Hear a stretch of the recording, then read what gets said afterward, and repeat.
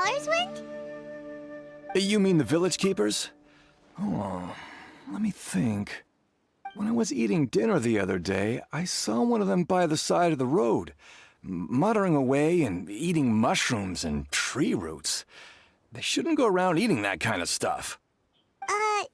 Okay. Did you notice anything else? Anything else? No, I think that's all I have to tell you. Sorry.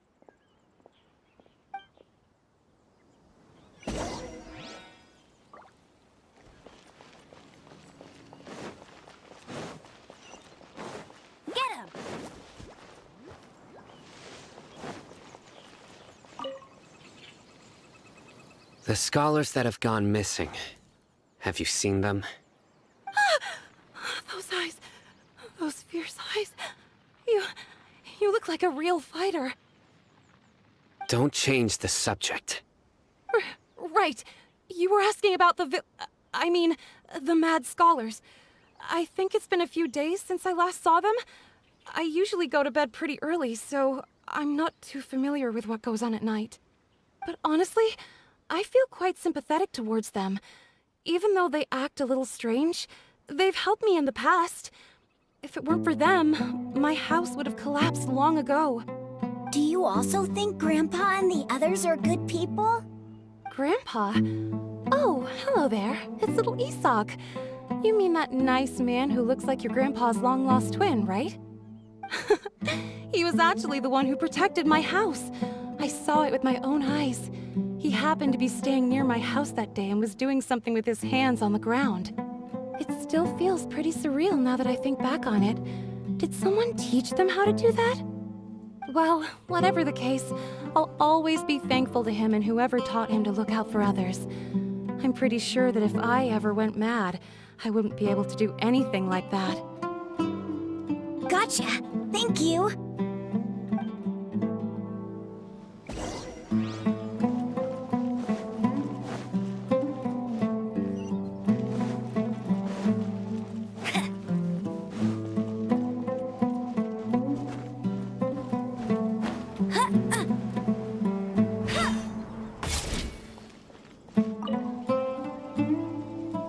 Sir, have you seen my grandpa recently? You know, the one who likes to sit and space out near the village entrance. Oh, well, if it isn't Isak. Oh, your grandpa, huh? It's been a while. The last time I saw him, he was spacing out by the road as usual. I went and asked him if he'd like any of the food I had prepared, despite my wife's protests. Like many people, she's really quite terrified of them. And speaking of my wife, she's still always complaining about how I don't make enough mora. That might explain why she's always mad at me. Oh, thank you. Thank you for taking care of him. It was nothing. You're looking for him, right? Did he go for a walk and get lost? Yeah. That's no good. Well, once you found him, come by my place again and I'll cook a little something for the both of you. I've known you since you were very young, so as far as I'm concerned, you're family. Please feel free to come by anytime. Wow, what a nice guy. Okay, thank you, sir. Huh? Don't say anything for now. Isak, stay here. Let's head over there. Stay quiet as you move.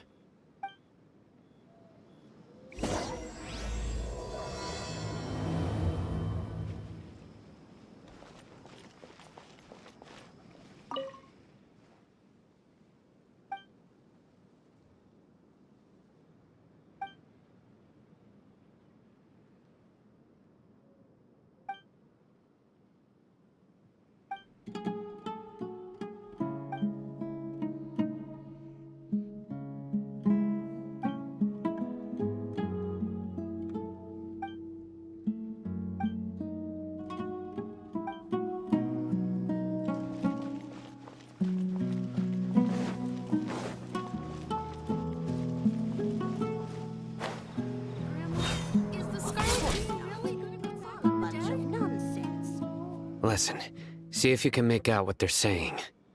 Have you heard? The mighty Scarlet King, the sovereign of our faith, will soon return to this world. Yes, of course I have. The Scarlet King is the one and only true ruler of this land. I've never believed in any other gods. Still, you say he's coming back, but it sure doesn't feel like life's about to change around here anytime soon. What's your... Haven't you noticed? The village has been getting more deranged scholars than ever. Delavar was saying that many people also went insane just before the fall of the Scarlet King civilization in ancient times. We don't quite know why, but it seems like there's some sort of connection between insanity and the Scarlet King. Isn't it a sign of the Scarlet King's power that all the mad scholars have disappeared? If you ask me, they must have been chosen as the final sacrifice for the Scarlet King's resurrection. Huh. Now that you say it, that does make some sense. Does this mean our lives are finally going to take a turn for the better? Exactly. Those city folks will get what's coming to them. Now, repeat everything you've just said from the very beginning. Huh? Who are you? Where did you come from? My patience is running thin. You heard what I asked.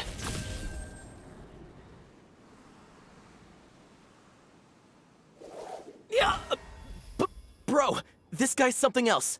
Just look at his eyes. One wrong move, and he's gonna flay us alive. Let's not get on his bad side, okay? I am no match for this guy. Oh, okay, good sir. What is it you would like to know? Tell me about the Scarlet King's resurrection. Well, I only know a few things from hearsay. I went for a drink the other day and heard others talking about a rumor that the madmen will disappear, and that the Scarlet King will return to this land. I'm not making this up, I swear! Hey, go on, keep talking. It's true. It's all true, sir. We desert folk have had more than enough of those people at the academia. They keep sending us all their mad scholars and won't let us have a good life. Would you want to live like this if you were in our place? The radicals were even more thrilled than me when they heard the news. We're all praying for the Scarlet King's speedy return. Delavar also said that once the Scarlet King returns to our side, it's only a matter of time before we conquer the land on the other side of the wall. They're all willing to serve under the Scarlet King and fight for a share of the glory. Is that so? Seems like he still wants to know more. Keep talking. Got it. At first, I told myself it was just the drink talking, but then all the mad scholars vanished without a trace, just as the rumors said. Please don't beat me up just for mentioning these rumors. If I'm guilty, then everyone else around here is also guilty. I'm just saying what the others said. The people here really like the Scarlet King, but dislike the Dendro Archon. Where is this radical person you talked about? I haven't run into him over the past few days, so he probably hasn't been around the village. What about you, man? Have you seen him at all? No, not at all. We wouldn't dare lie to you. He's really not here right now. Sounds like you're not too close with the radicals. No, of course not. All we know are their names. I have many ways to stop you from talking. And many others to stop you from sending warning messages. So you'd best just stay home and hope I don't hear of you trying to contact anybody. Don't do anything until I've gotten to the bottom of this. Try something foolish, and even Candace won't be able to protect you. Yes, got it. We'll do just as you say. That scared Paimon half to death. Sino is pretty terrifying. He didn't try to reassure us at all. It's like he's used to hearing that. Oh, Paimon bets lots of people have told him that before. I heard that. Sorry. It's part of being a Matra. The rumor we heard just now seems like a strong lead. But we need to check a few more places. Very well. Isak! I'm here. Where's your grandpa's house? Well, I can take you there. Just follow me.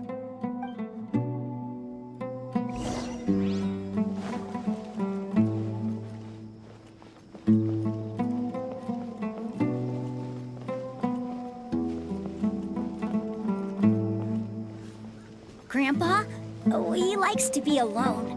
Sometimes he stares at the sky in a daze, and other times he just pokes at the ground with his fingers. Every now and then, he yells out at the top of his lungs, so a lot of people are really scared of him. But he's a good person, really. I know he is. I swear, he's just like my real grandpa.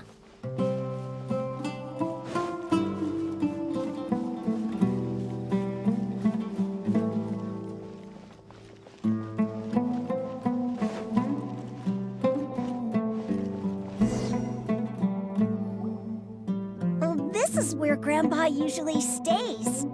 There sure isn't much here. No. Incense? Please don't say it's the same one as before. But are you okay? Are you getting dizzy or need to lie down?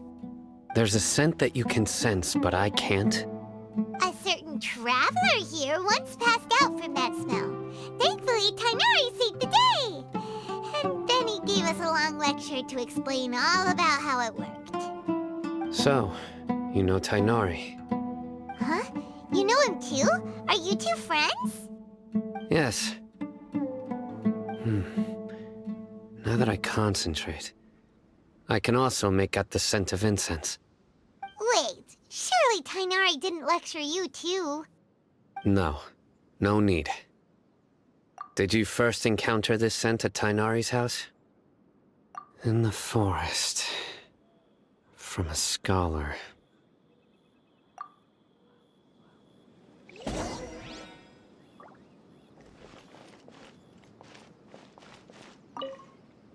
Oh, where did Grandpa go? Please come home, Grandpa.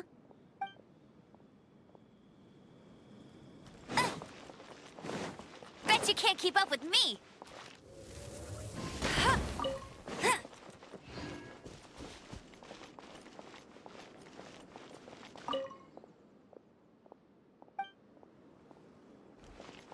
I'll race you there!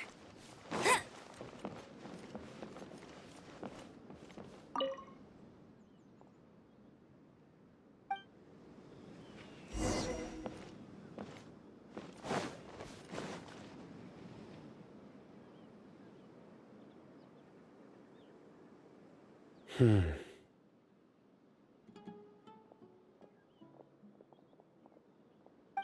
are you looking for, Sino? Here it is. Take a look right here. Paimon doesn't see anything. Although the traces have been completely buried in the sand, there are footprints here. From the size and shape, they belong to an adult male. This pattern is a common one from this area. Local shoes. This was probably someone from the village. The scent is quite faint, but still extant. The footprints head in the direction of the door. But who would come looking for Grandpa? He doesn't have any friends. We'd have to ask whoever lured him away with the incense. Huh? So you can lure someone away with just a scent? Hey! What's wrong with liking good food? Everyone's got something they love in life. Exactly. Most scholars are fond of incense, since the smell supposedly helps them clear their minds and discover new knowledge. Even deep within the clutches of madness, they still yearn for their knowledge-seeking days, and will follow the scent whenever it presents itself. No, Grandpa. So, someone's taking advantage of their weakness? Huh. Still, why would anyone want to abduct all the scholars? Are the rumors really true? Could the disappearance of all the mad scholars have something to do with the radicals? It's highly likely. Please, you have to save my grandpa. Grandpa's never done anything wrong. Please help him. Sounds like we'd better help get him back. Don't you worry, Isak. We won't let whoever took him get away with it. Let's head to Aru Village and inform Candace and the others about what we learned here. After that, we'll set off to find the scholars.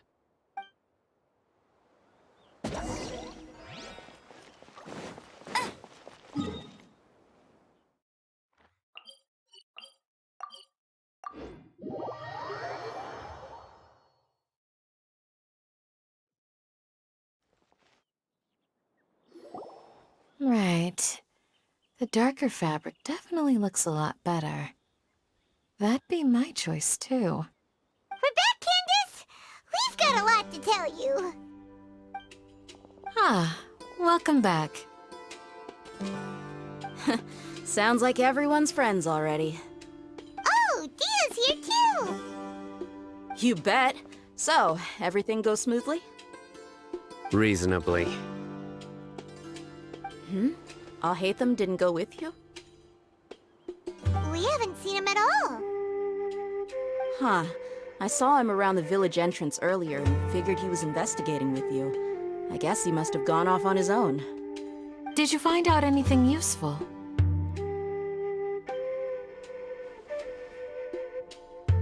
I see. So someone used a kind of incense to lead the exiled scholars away from the village.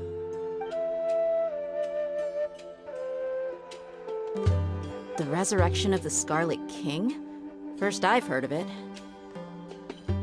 Far as I know, the kind of incense you just mentioned is only popular beyond the wall.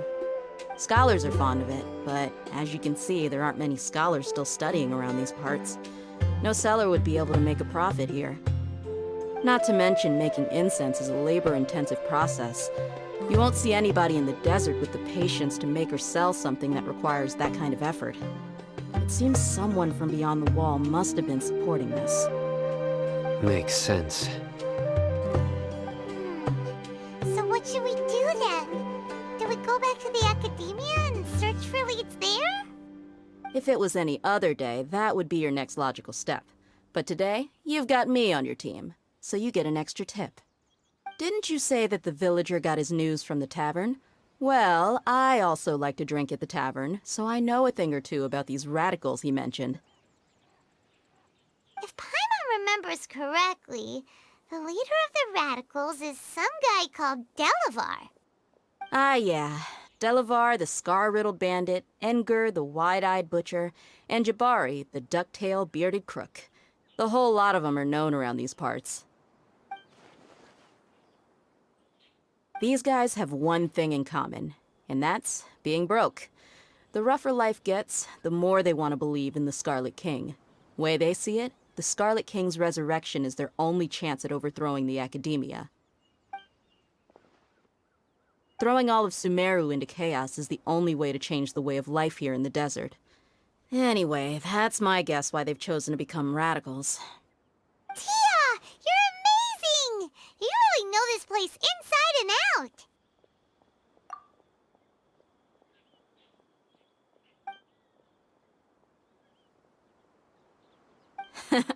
No merc can afford to slack off on gathering intelligence. Every mora I've spent in the tavern has been a valuable investment. Let's head out. Now hold on, you're staying right here, Sino. Why? Aru Village is not a big place. Outsiders stand out here like a sore thumb. I'd bet word about you has already gotten out. The desert is unforgiving, so the way of life here is also a lot tougher than on the outside of the wall. You survive on making connections out here. Compared to you, mercs like me are just third-rate amateurs. I've got no actual fighting skills to speak of. But that also makes it a whole lot easier for me to gain the locals' trust. I need to go around and ask some questions, but it'll be difficult if you're with me. Fine. Good, then we've got a plan. The Traveler and Paimon will go to Caravan Rebot with me, and we'll try our best to figure out where the mad scholars have been taken. Sino, you'll have to stay in the village and continue investigating on your own. All right, sounds like a plan.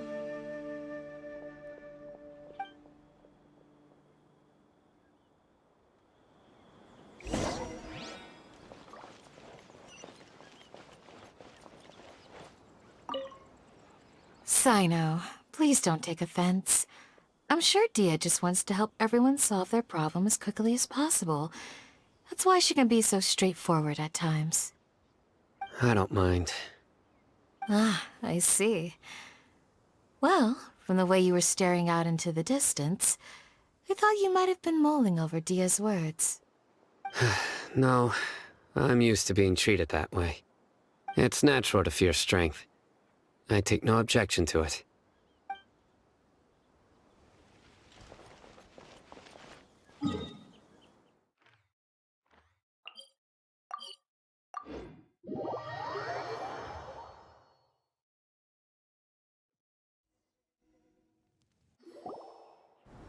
Well, here we are again.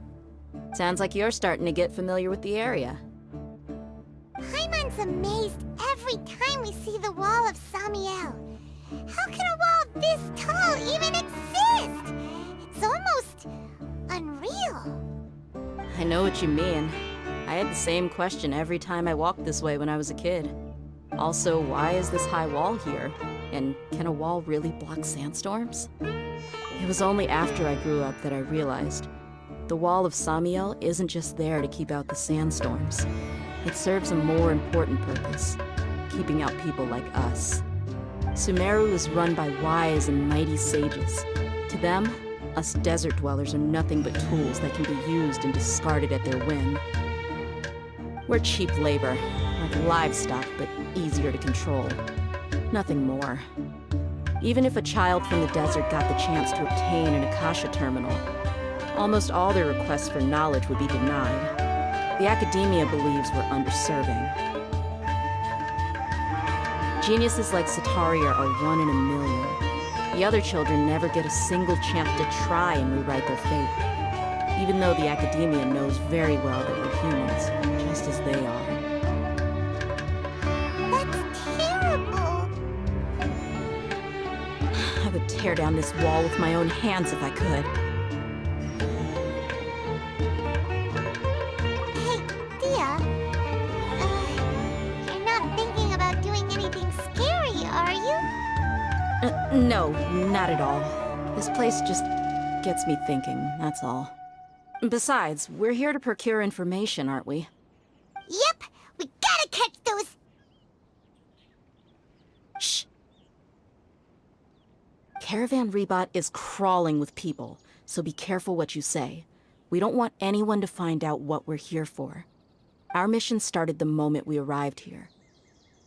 Let's go check out the tavern. Maybe we'll find someone I know.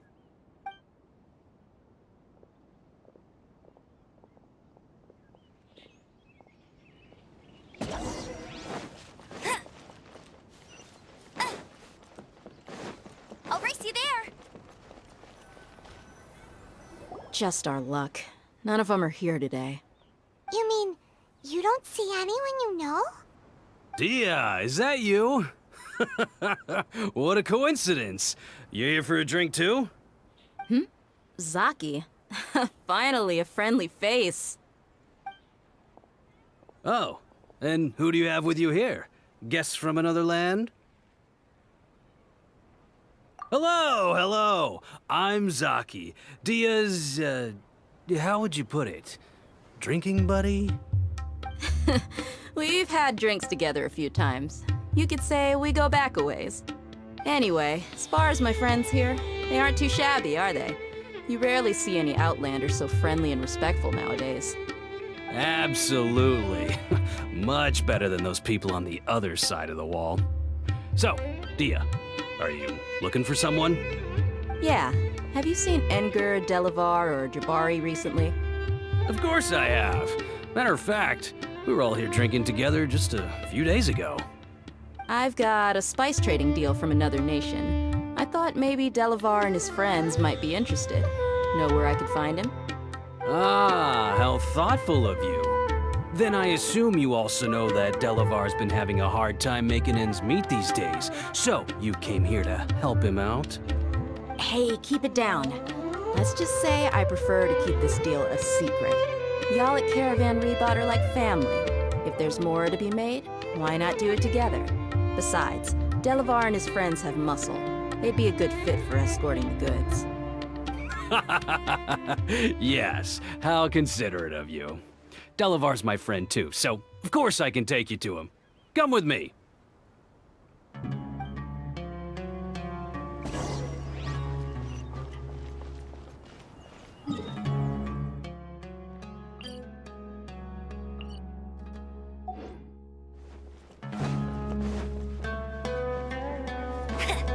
I really wouldn't recommend going there.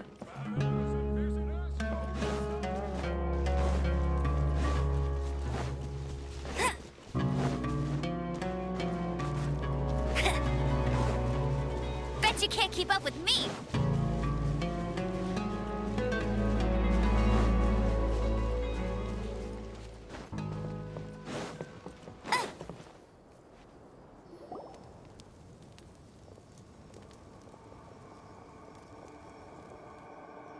Are we there yet? Yep, this is the place. This place is practically deserted. What are they doing in a place like this?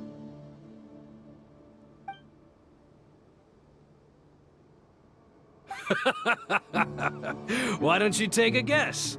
Go on, a wild stab in the dark. You're like lambs to the slaughter. Oh no! It's an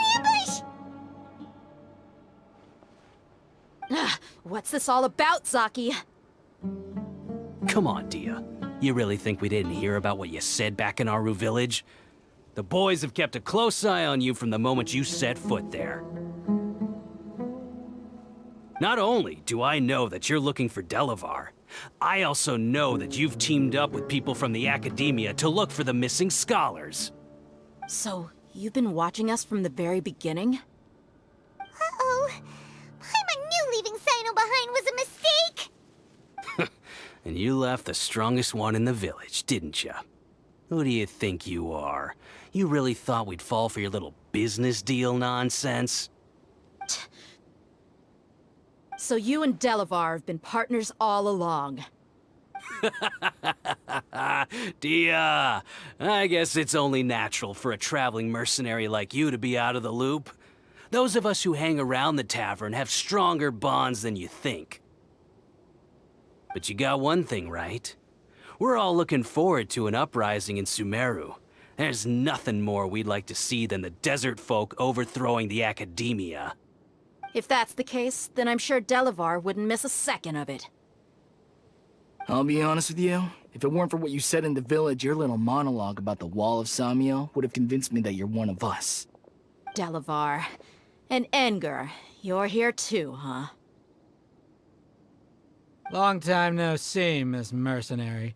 You should have known the traitors are what us followers of the Scarlet King despise the most. Dia, I thought that you, a fellow desert dweller, would understand that the Scarlet King is greater than the Dendro Archon. Little did I know, you don't deserve to join us. Yeah, gee, what a missed opportunity. Adopting radical views and kidnapping innocent scholars, all because of some baseless rumors. Anything else I'm missing out on? See? There you have it. Mercenaries are just a bunch of faithless scum with only one thing on their minds. Mora. Pathetic. You're all like a pack of street rats. You're not wrong. Mercenaries are driven by Mora, and my faith lies with whoever's paying me. As long as there's a profit to be made, anyone can become my friend. Enough talking! Get him! Just as I expected. Let's teach him a lesson, traveler. Following order. New punching bag. Hold the line! Take that!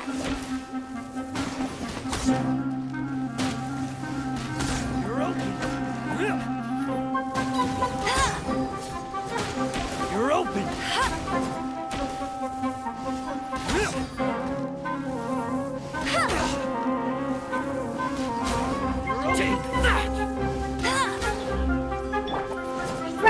rebuild! Get him!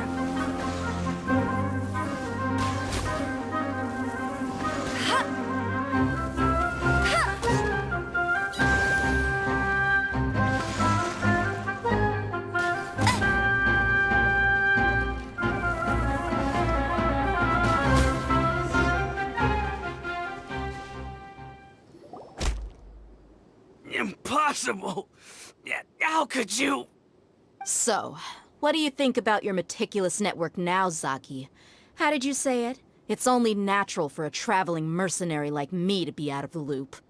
I'm guessing your informant told you that I'm just an incompetent merc with no real fighting skills, correct? I mean, that is what I said after all. And of course you would believe everything he reported. The only thing you know about me is that I'm a mercenary, but you've never seen me in action. Even though you heard we went to handle monsters together, you believed that Candace was the only one doing all the real fighting. That so-called Flame Mane is just a fraud. She admitted it herself. She just uses her connections to gain the trust of others. That's what you thought, right? Ugh. You lied in the village because you figured that we'd have people watching you. And you were stupid enough to fall for it. I figured as much the first time we drank together. You all thought you were so smart. Pathetic. Okay, that should be all of them. Whoa! So you've been planning this since we were in Aru Village? No task can be done without preparation. I just happened to notice a couple suspicious-looking people while you were out investigating. Oh, but instead of catching them right away, you let them report back. Those two who were snooping around were just a couple small fries. If we want to get the real catch, we have to be patient and give it some time. Oh, you mean the funny name she mentioned back in Uncle Ampu's house? The wide-eyed butcher, scar-riddled bandit, Paimon can't remember them all. That's just a bunch of drunk talk. Edgar and Delavar like to talk themselves up when they're drinking. Edgar, the wide-eyed butcher, and Delavar, the scar-riddled bandit, are the nicknames they came up with for themselves. Alcohol has a way of making people share what they really think.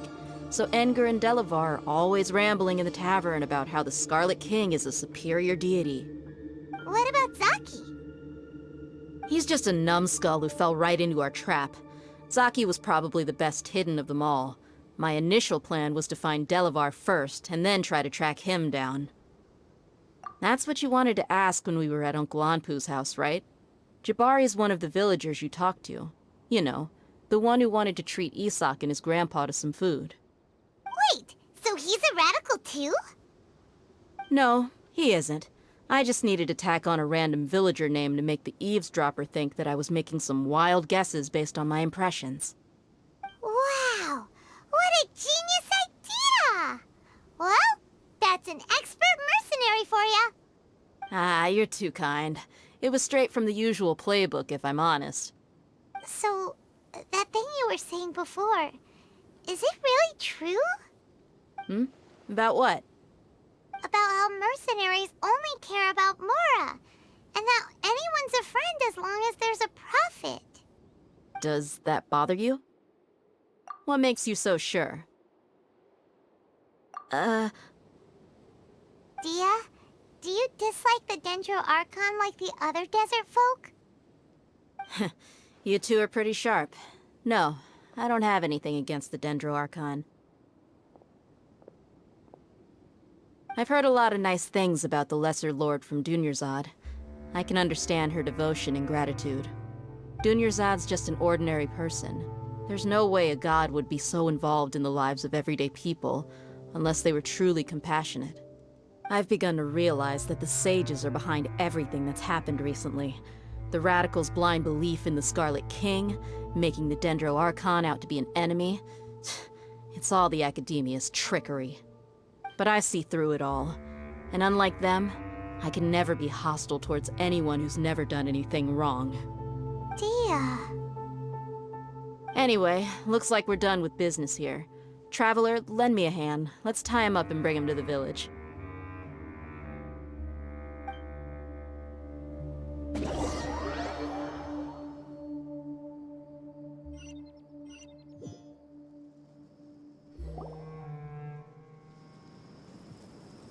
This should be all of them. I'll let you take it from here. All right. I'll be in touch. Until then, please stand by. Candace, do you need any help? Candace will be okay on her own. I trust her, so you can too. She's been guarding Aru village for quite some time now. If anyone is qualified to question the offenders, it's her. While I'm questioning them, why don't you pass some time by exploring the area? I'll meet you back here tomorrow morning, Traveler. As for these idiots, let's just hope they live to see another day.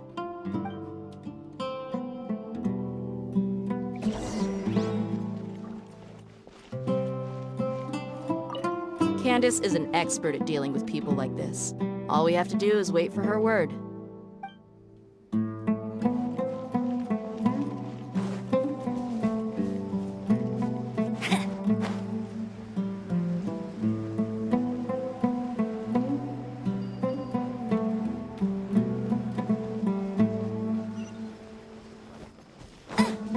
I'll race you there.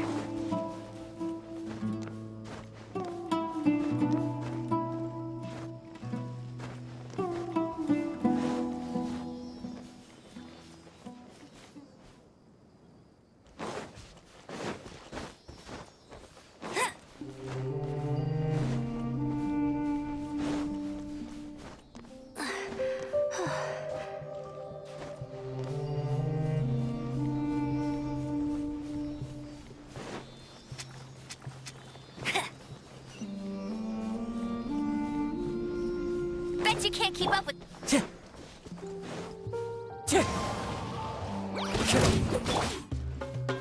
Boom boom! Wind Strider!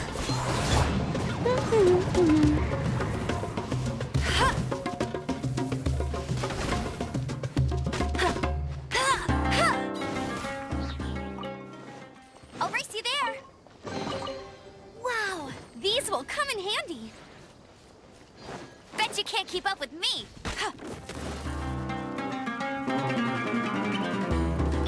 Hold the line! Motion to compel! That's more like it.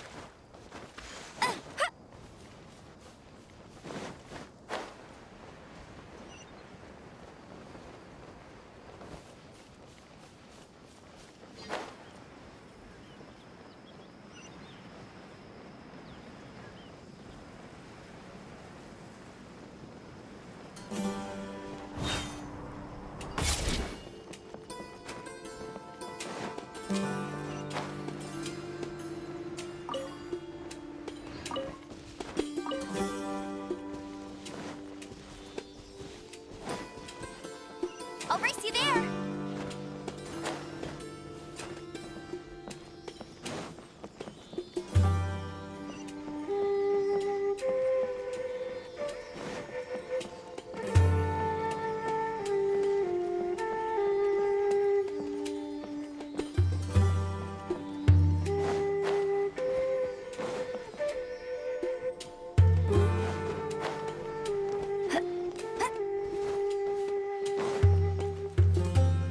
Bet you can't keep up with me.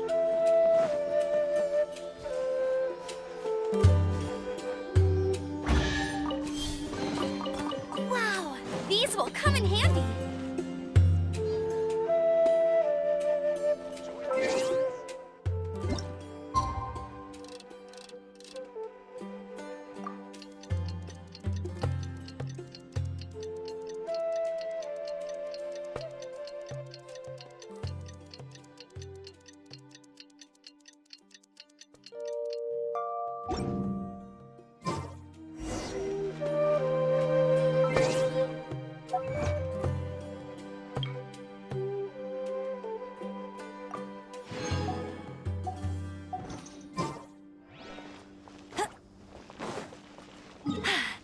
Told you I'd...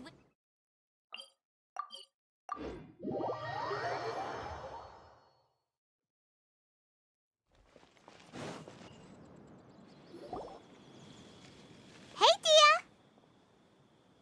Right on time. We'll know any moment now. Paimon's been wondering. You seem to know Candace pretty well. Have you been friends for a long time? We've known each other for some time now. She's a pretty interesting person. Even though she's an extremely strong warrior, she never misuses her powers against others. Oh, Paimon knows what you mean. Like a lot of martial artists say, never take the fight outside the ring. Yep, I guess you can put it that way. It takes strong convictions to be as dedicated as she is, and shoulder that kind of responsibility. Us mercs, on the other hand, we pretty much live from one day to the next. Well, Paimon thinks you're great, too. Really? Thanks for that.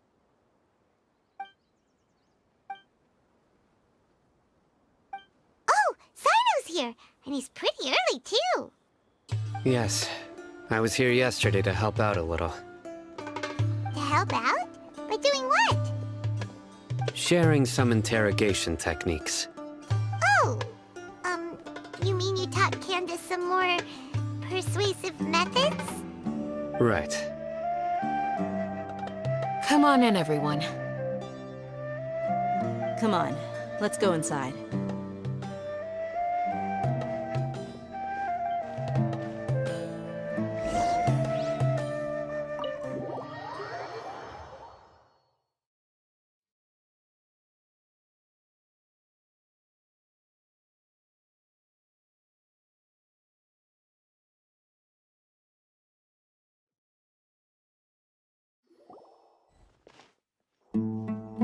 Candace, where... Whoa, you look furious. Do I? Huh. What gave it away? Oh, there's no mask that can hide true bloodlust. Cover up your eyes, and it'll still show itself at the corners of your mouth. Perhaps I need to work on my composure. Still, it's perfectly understandable why I'm angry. I'm sure everyone present would agree. Yes, ma'am. Please, don't beat us anymore. We're gonna die. Well, looks like Sino taught her well. You fear death yourselves, yet you do not hesitate to place the lives of others at risk. The absurdity is mind-boggling. The ones you call mad scholars are known to us as the Village Keepers. They are vital members of our community, and some even count them as family. You come here, to my village, and you treat my people as nothing more than stepping stones towards your goal. Tell me, what would you do to you in my position? Mercy! Please have mercy! You've made your bed. We may both be desert dwellers, but there is one thing that I understand better than you. The resurrection of the Scarlet King will only result in war. And war serves no one. The people of Aru Village care little about which god is in power. Life may be tough and tiring, but we wish to preserve our way of life. A war would only cause us to lose all that we have. And that is not a responsibility that you can afford to shoulder. We understand. We're sorry. I'll tell you everything I know, please. Just let us go. I'm listening. You might not believe this, but it wasn't us who came up with this idea. Someone was spreading rumors in the tavern. That's how we ended up hearing about the Scarlet King's resurrection. Some mystery man told us that mad scholars will make the perfect sacrifice to usher in the Scarlet King's resurrection. They give their lives, and we can get anything we wish for. They're called Village Keepers. Slip up again, and you'll regret it. Yes, sorry. It was all that mystery man's doing. He told us to spread word about the Scarlet King's resurrection and talked us into helping him. In return, he said he'll help facilitate the resurrection process. I'm not sure. That's one. Huh? One what? Strike. You get a total of 3. Then, you die by my hand. Wait, I'm telling the truth. We don't know anything. It was all him. 2. He got us to lure them out of their houses in the night with some kind of incense. We take them to a junction outside the village. Then the mystery guy takes them from there.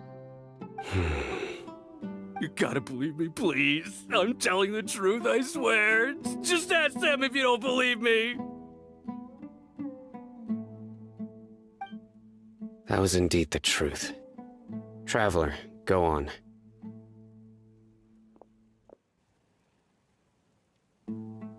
You have to believe me. If I knew that, I would have told you his name right away. I'm not risking another beating to keep his secrets. No way.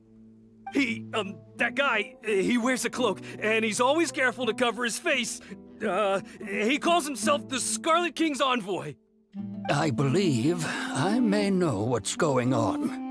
Uncle Anpu? What do you mean?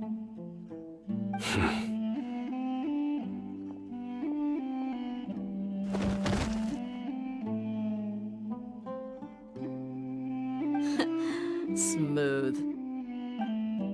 Okay, speak. If my suspicions are correct, this mystery man they speak of could be from the Academia. Some time ago, people from the Academia attempted to take the village keepers away. I refused, insisting that they are part of our community. It strikes me now that this secretive character shares the same goal they had. Which means it's highly likely that the Academia was purposely spreading a false rumor to trick the radicals into delivering the village keepers right into their hands. They were the ones who brought them here to begin with. Now they're trying to take them back? We aren't gonna let that happen. Not the Academia again. Just as I thought. But what could they want with the village keepers? People are nothing but tools in the eyes of the Academia. A change in their plans likely means they found another way to exploit the scholars. Regardless, our top priority now is locating the village keepers. You're right. Isak is still waiting for news on his grandpa. Time to go. Let's leave the village and try to track them down. Yes. Pack up and get ready to leave. You got it. Candace, I'll let you deal with the radicals. Leave everything outside the village to us. All right. Let's meet back here once everyone's ready.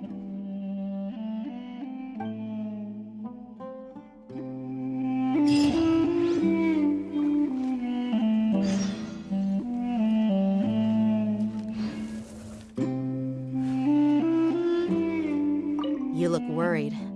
Thinking about the village keepers? Yes. I'd look for them myself if I could.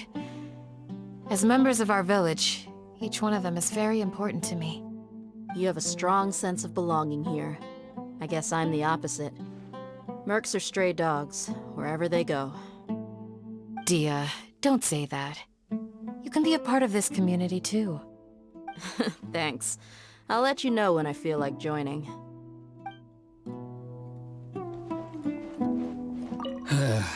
I just hope everyone's all right. What scheme is the Academia brewing now?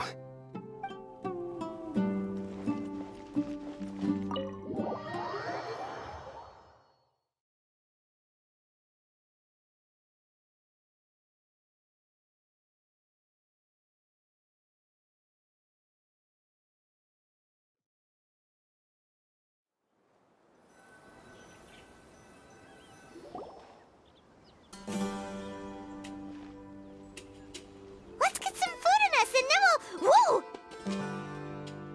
Where did you come from? Well, as you can see, I am merely sitting here and reviewing what we have deduced thus far. You were gone for ages! And now you're suddenly sitting here musing to yourself? Where have you been anyway?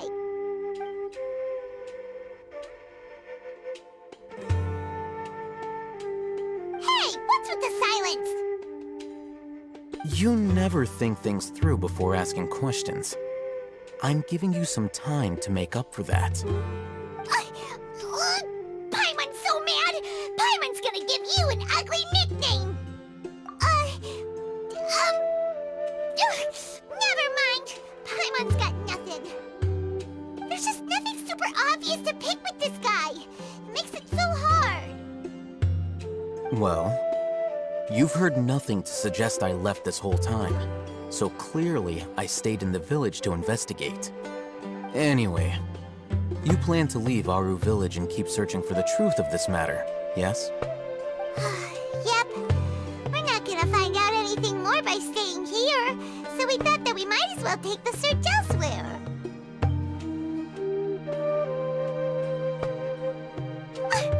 Enough with the silent treatment! No. I'm just surprised that you decided to team up with him. Al-Haytham, you haven't helped us out at all ever since we arrived at Aru Village. Bold of you to question our choices. Yeah, you're all talk! While you were investigating, I had my own work to do, which I've now finished. Really? Paimon doesn't believe you. To be honest, we aren't really a team, so I have no obligation to inform you of my whereabouts. Not to mention that going separate ways allowed me to find some important information that you all had missed. Huh? Right here in the village? Correct. What did you learn? I'm going to take you to someone. But before that, you need to understand where she's coming from. What does that mean? How do you think the residents of Aru Village feel about what we're doing? In other words, do you truly believe every single word the villagers tell us? You mean some of them lied to us? Hiding the truth does not necessarily equate to lying. Again, these people have their reasons. Remember what Gandhi said? Most people in Aru Village don't necessarily care which deity is in charge of Sumeru. That's because whether the Scarlet King or the Dendro Archon has power is of little significance to them. By contrast, the perils of their daily lives are ever-present concerns. They won't simply share everything they know with you without good reason. That's why you believed there was no further information to be found in this village. Glad you're following along. Among those you have talked to, there's someone who was consciously keeping you out of the loop. In fact, she's been observing your every move since you arrived. The reason being, to someone who only wants to live their life in peace, any external factors introduce unpredictability into the equation. Those eyes. Those fierce eyes. You look like a real fighter. Don't change the subject. It's quite obvious that she's intimidated by Sino's authority and strength. Right. You were asking about the the mad scholars. She corrected herself mid-sentence because she's aware that there are Scarlet King fanatics in the village. If she sounds too friendly towards the village keepers, she could easily make herself the Radicals' next target. I think it's been a few days since I last saw them. I usually go to bed pretty early, so I'm not too familiar with what goes on at night. Remember? She made a point of denying her involvement in anything that occurs at night. But honestly, I feel quite sympathetic towards them. Even though they act a little strange, they've helped me in the past. If it weren't for them, my house would have collapsed long ago. After speaking to the village chief, it became clear that the village keepers had protected Aru Village at night. In other words, the young miss was very much awake during that time. Then why would she lie? By getting involved with an outsider, she risks drawing unwanted attention to herself. As for why she might be so wary about all this, maybe you should ask her. I'll pass on this one. You said that she is afraid of me. If so, it's best if I stay out of this. We're on it!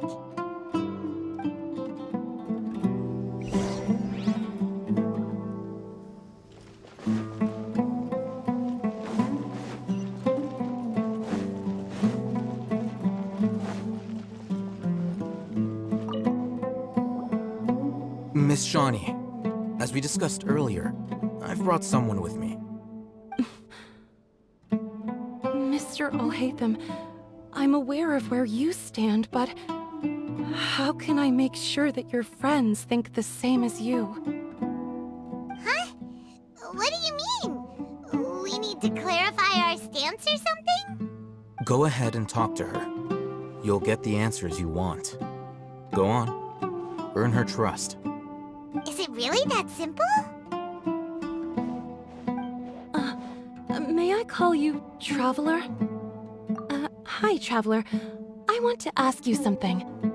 Do you think the resurrection of the Scarlet King can truly change Sumeru for the better? Why's that? That's very similar to what Miss Candace says. I know you two are friends. That's why I'm willing to talk to you, even though I do have some reservations. Before, I wouldn't even have the courage to ask something like this. Traveler, do you believe our lives will get better? Yeah! We came here from another nation, so it isn't wrong of you to be weary. And we aren't really residents of any one nation. But even so, we've met lots of people from different places, and we've always fought for what we believed in. We have friends in Sumeru, and we want to help them. That's why we decided to stay here for a while.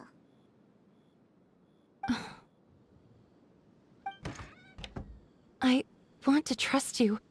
My apologies for posing my questions like that. To be honest, I didn't expect you to come back for more information. Alhaitham told us you have your reasons. It's okay. We understand. The fact is that only one side of my family is desert folk. I don't really fit in anywhere in Sumeru. Some believe in the Dendro Archon, while others believe in the Scarlet King. I don't belong to either side, and neither side would want me. Speaking of which, the Radicals mentioned that they despise traitors. Do they just think that anyone who's different from them is a traitor? Yeah. Some people can be so narrow-minded when it comes to bloodline and beliefs. It makes no difference what I say or how I behave. I'll always be suspected of having ulterior motives. Slowly, I just stopped talking to people. I pretended not to hear or see anything. All I want is to live my life in peace. And then it happened. The village keepers who had helped me disappeared with no explanation, and I didn't dare breathe a word about it to anyone. Until now. You can tell them. I'm sure he'll keep your secret. All right. I'll tell you what I told Alhaitham. I actually have a sharper sense of hearing than most. Sometimes, I hear strange crying sounds in the night. There are ghosts? Perhaps. I'm not sure. It's faint, but it's definitely the sound of crying. It comes from far away in the distance, and always carries very raw emotion. It used to be louder and more frequent, but ever since you arrived in the village, it doesn't seem to happen as often, and when it does, it's much quieter. I have to focus really hard to make it out. I confirmed this with the guards on night duty. They also have someone with a good ear, and he's heard similar sounds at night. But, because we're in the middle of a desert, he would rather believe that they are the cries of beasts than ghosts. There's really nothing around these parts, except for an old hospital not far from the village. I think they used to use it for treating Elazar, but it's been abandoned for years. Yeah, let's go!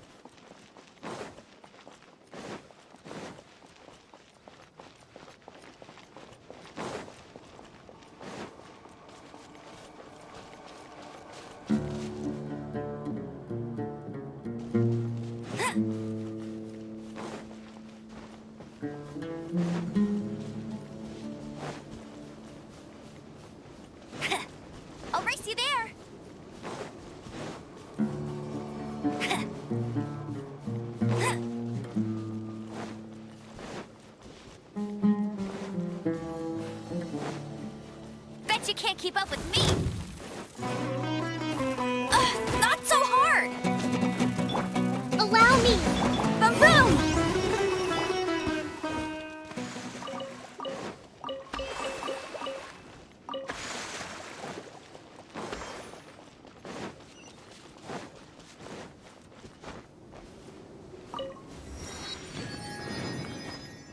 Bet you can't keep up with me.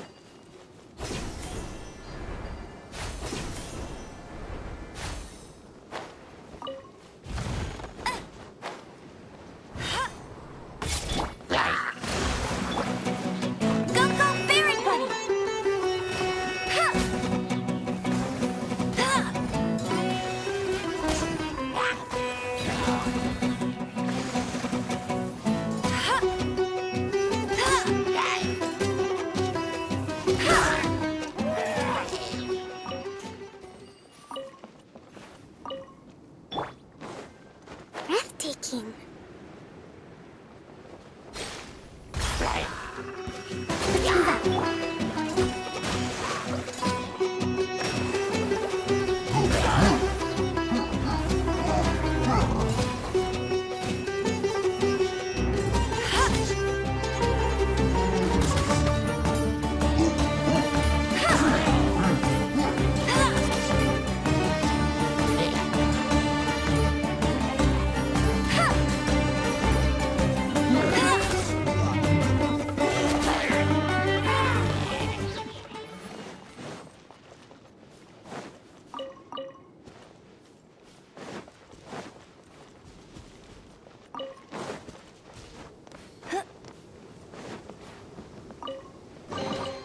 Another target tracked down by Outrider Amber.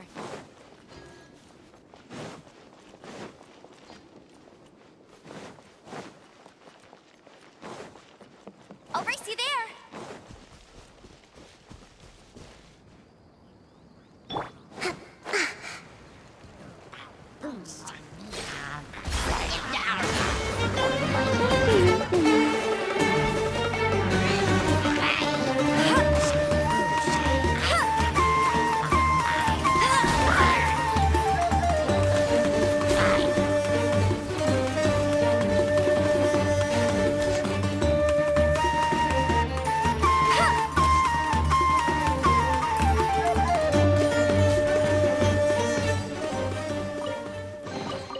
Another target tracked down by Outrider Amber.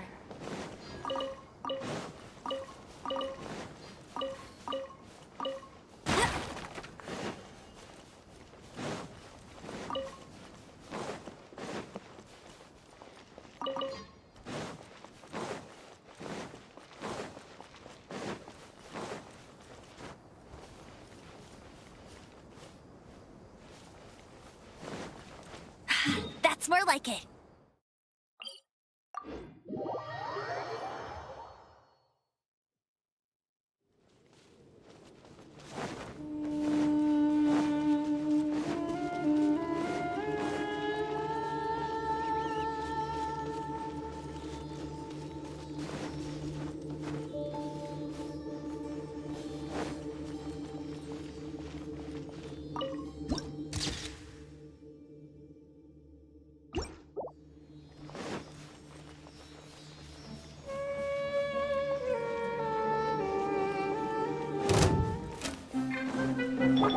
Rest and rebuild. Hey, get him! Eat this!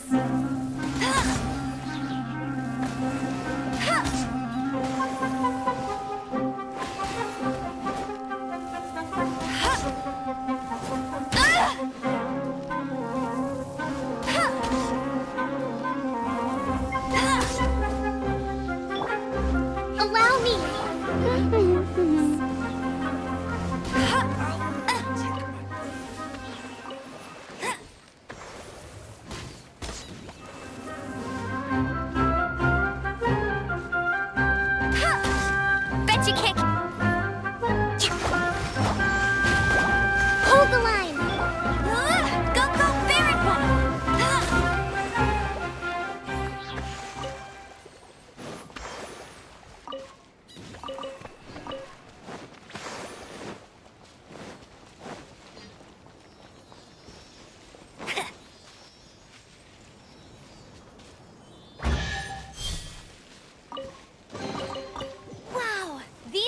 in handy.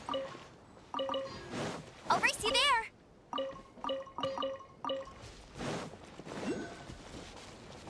Ooh, is this the place? It's in terrible shape, and there's sand everywhere. Empty and forgotten. An ideal place to hide people.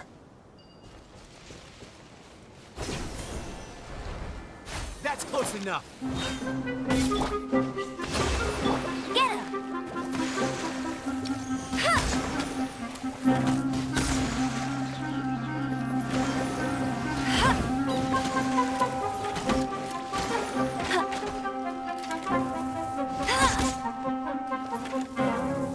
Fog the jungle.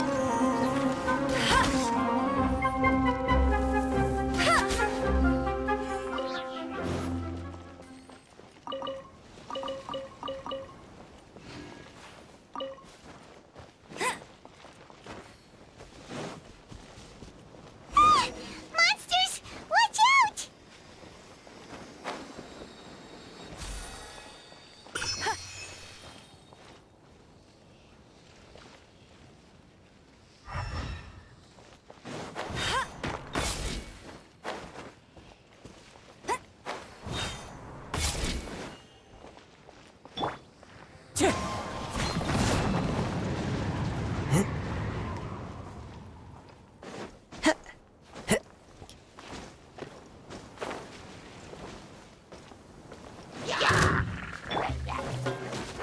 Allow me!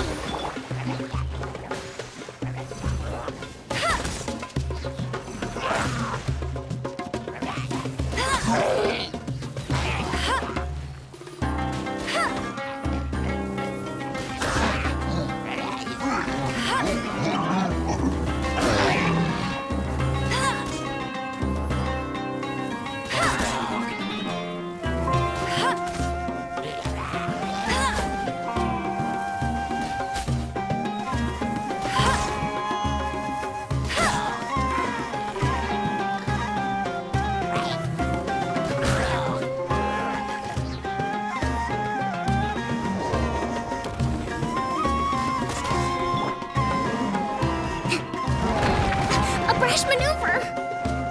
Hold the line! Go, go, Baron Bunny!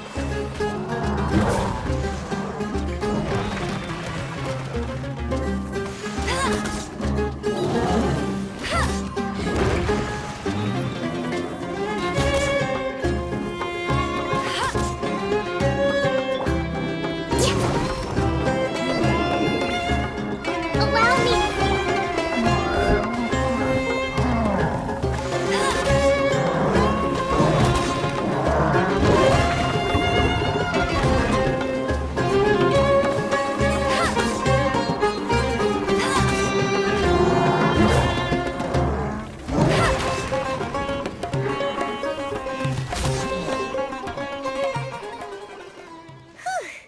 They were easier to deal with than Paimon had expected.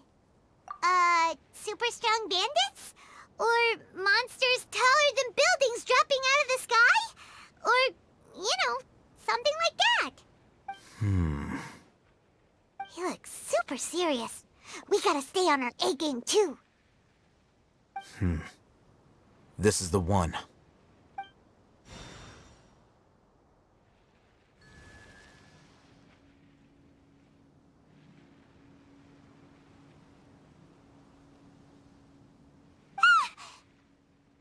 Let's go in and take a look.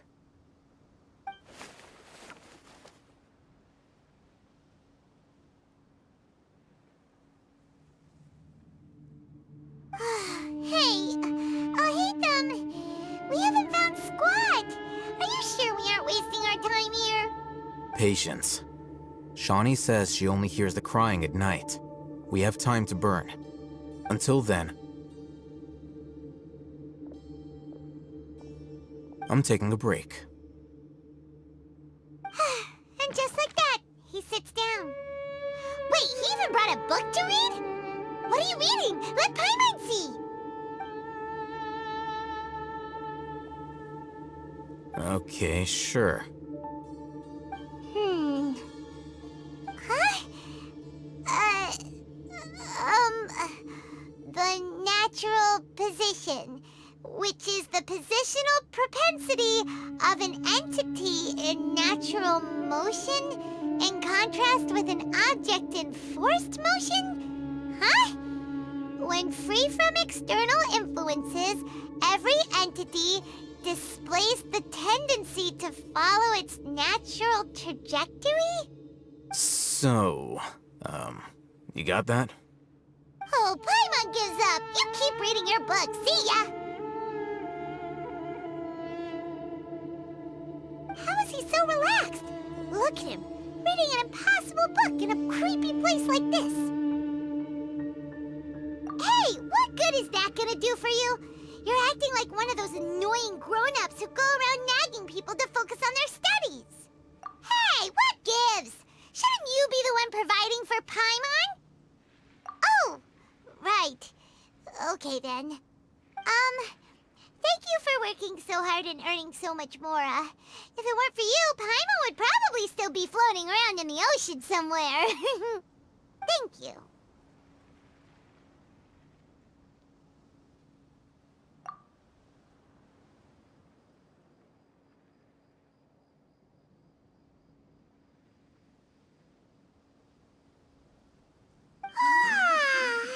Paimon's getting so sleepy. Huh? What was that sound? There it is. It's coming from that direction.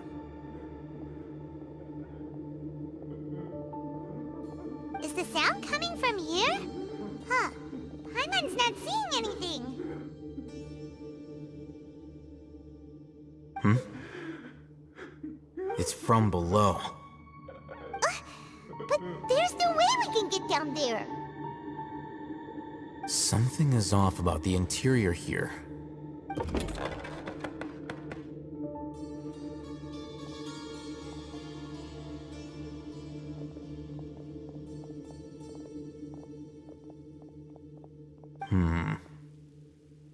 As I thought, there's a hidden structure. Wow. It's like they tucked another hospital into this one. Oh, it looks like there are other mechanisms around here. Let's keep exploring.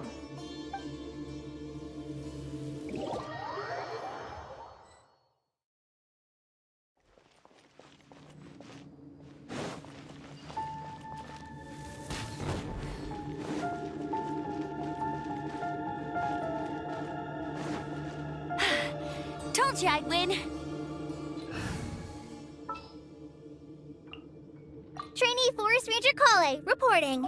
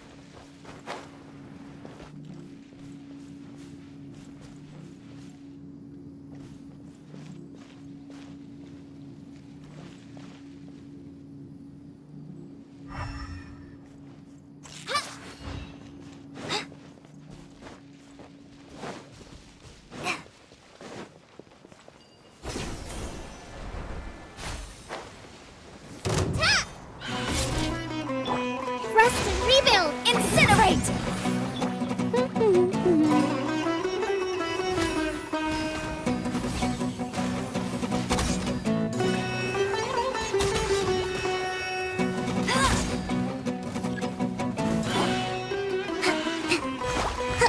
Let's move on.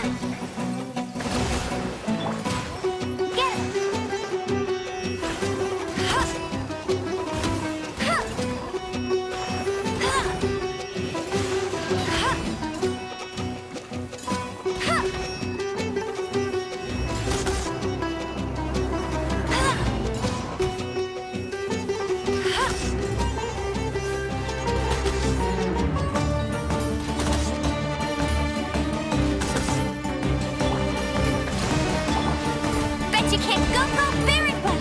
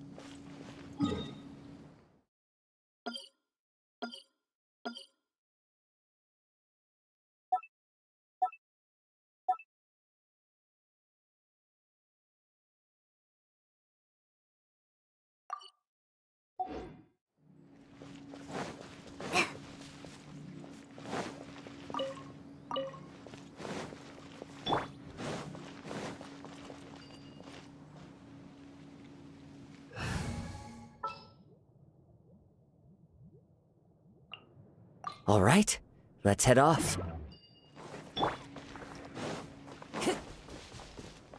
Time to go.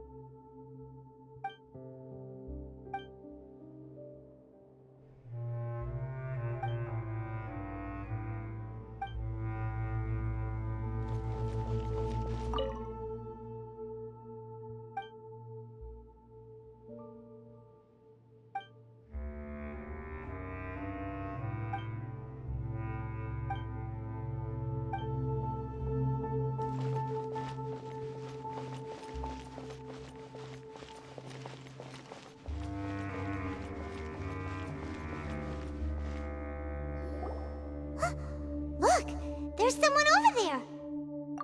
Good idea. Let's approach him slowly without alarming him.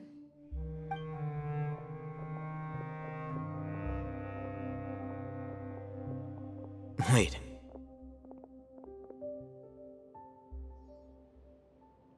You're...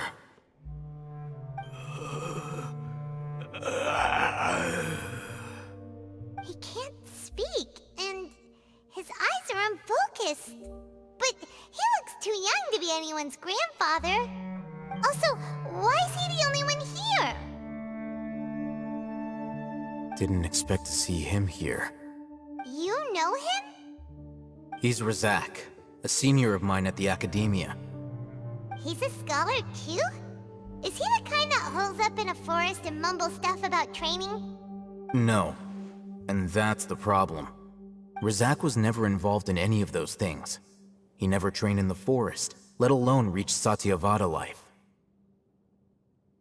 Leaving that question aside for the moment, him being here alone means that we might be too late. Looks like they've already taken everyone away. For whatever reason, they left Razak here. Perhaps they simply didn't have time to come back for him. There are drag marks on the ground. They're clearer by the doorway. Someone was forcefully drawing a cart that was loaded with something heavy. Loaded with people? That is one possibility. It looks like they were in a hurry, as if they were afraid of being caught. In their haste, they failed to notice Razak hiding in a corner. The symptoms are identical. Looks like we found living proof. Huh? Why do you say that? Allow me to jog your memory. Recall your time at Port Ormos. Don't you think his symptoms look familiar?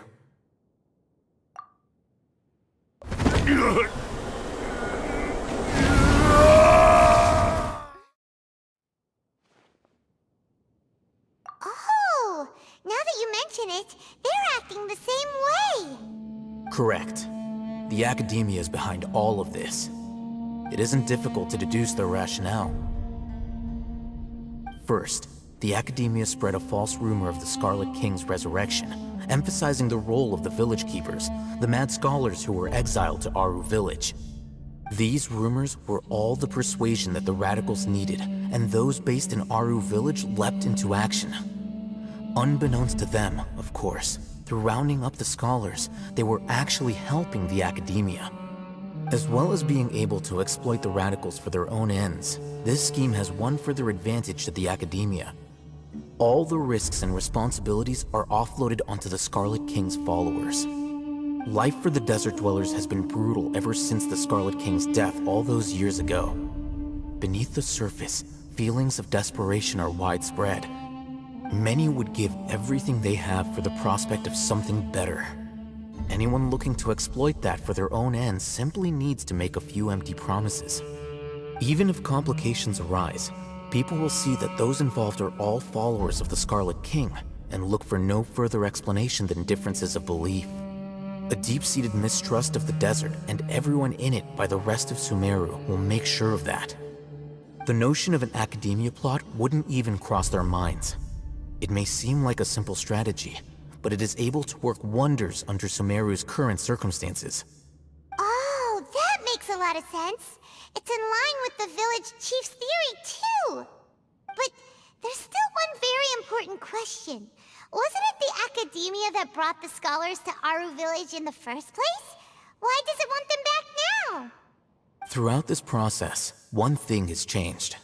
The scholars' identity. First, they were scholars. Then, they became lunatics. After that, they were exiles. And finally, they become missing persons. An exile is still patently a living, breathing human being. But when someone becomes a missing person, that is brought into question. If you can't find someone, you have no way of knowing what exactly happened to them. That makes missing people an ideal resource. Resource? For what exactly? One possibility is that the information in their brains could be extracted into knowledge capsules. Extracted? You mean canned knowledge comes from people's brains? With the technology of the Sumeru Academia, it's entirely possible. Perhaps the process caused them great suffering, which is why they cry out in the dead of night when no one is watching them. So, the human brain... No, nah, Paimon doesn't want to think about this. I'm the Academia scribe, after all. I'm familiar with their projects. Anyway, judging by Razak's state, the contents of a divine knowledge capsule were extracted from his mind. But something went wrong in the process. Or perhaps his curiosity got the better of him, and he used such a capsule for himself. Paimon's a little confused. Can they just use anyone's brain?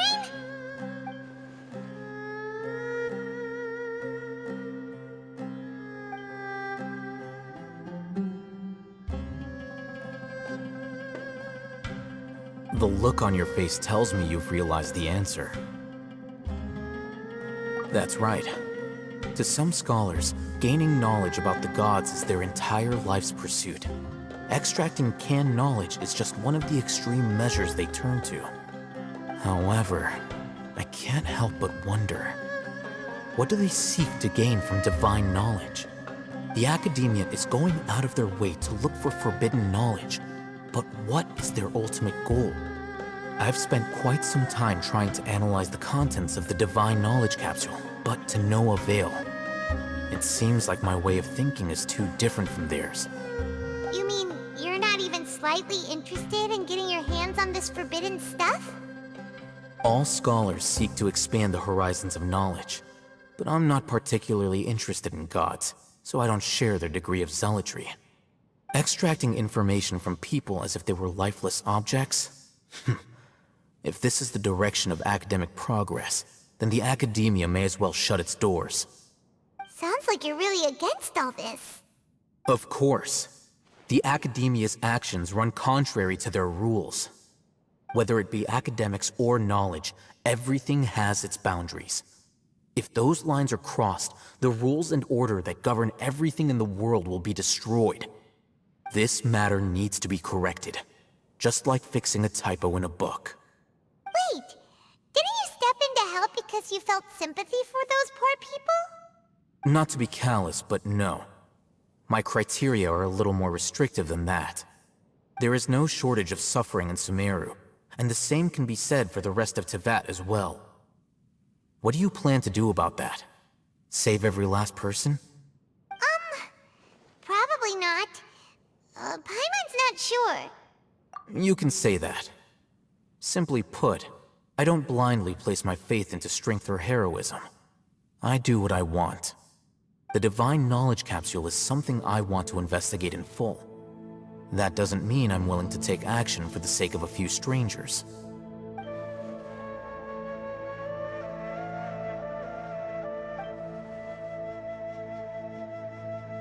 Paimon's been wanting to say this for a while. There are a lot of bad guys in the academia, but you're not one of them. You're their weirdo. You're probably right. Though I must say, I quite enjoy this feeling of being the odd one out. Uniqueness is also an asset, is it not? Wow, that's a great way to think about it. Paimon's really impressed. If only Miss Shani had a similar mindset, her life would definitely be a lot easier. I'm just a more likable person than her in general. There's nothing more to it than that. He won't last long if we leave him here. Let's take him with us. We'll work out our next step after we return to Aru Village.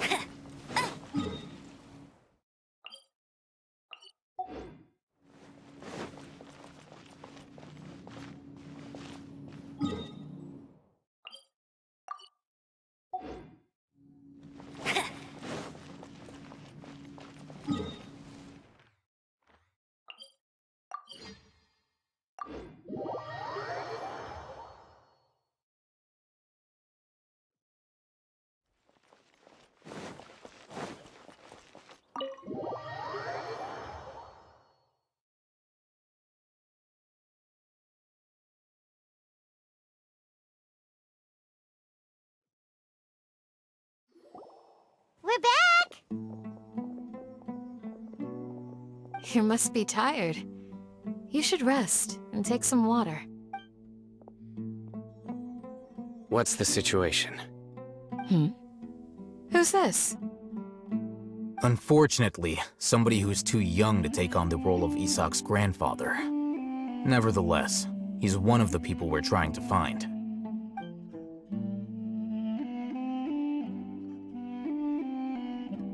So, at one point in time, the abandoned Elazar Hospital served as the Academia's site for extracting divine cant knowledge. Yep, pretty much. Their plan must have been implemented at some point before we arrived at Aru Village, since divine cant knowledge has been in circulation for a while now. Yet, they fled once we were headed to the village, almost as if they knew we were on their trail. Why is that? Yeah, why is that? We may have a mole in our midst. One of us could be secretly revealing our whereabouts to the Academia. Huh? Are our friendships that shallow? Looks like none of you have realized wherein lies the issue. Sino, you're the reason why they can predict our movements. Wait, what's that supposed to mean? Choose your next words very carefully. It is simply a logical inference. I have my reasons. So what you're saying is, Sino's the mole. Interesting. And here I thought you were the most suspicious one, Al-Haytham, since you were always acting alone. I know.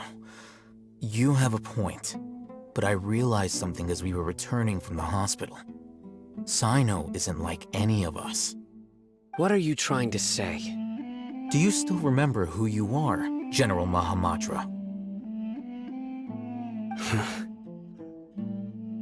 As a Matra, you are no doubt privy to certain kinds of information.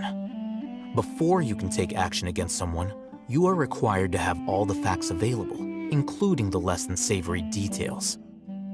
Simply put, the Academia has traditionally allowed you access to a wealth of sensitive information. Knowing their modus operandi, wouldn't you expect them to take precautions against you? If you want to raise a vicious wolf, you need to make sure that you can avoid its bite. The Academia is monitoring me? It's not that simple. The Academia has eyes all over Sumeru, but they have a special protocol for dealing with you. Every so often comes a Nyagarbaha Day. On this day, the Academia enters new information into the Akasha through knowledge capsules. I remember seeing the thick notebook next to the control panel once.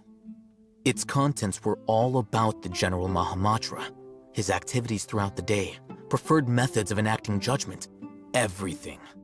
You're saying that the Academia entered my information into the Akasha too? But what's the point in doing that?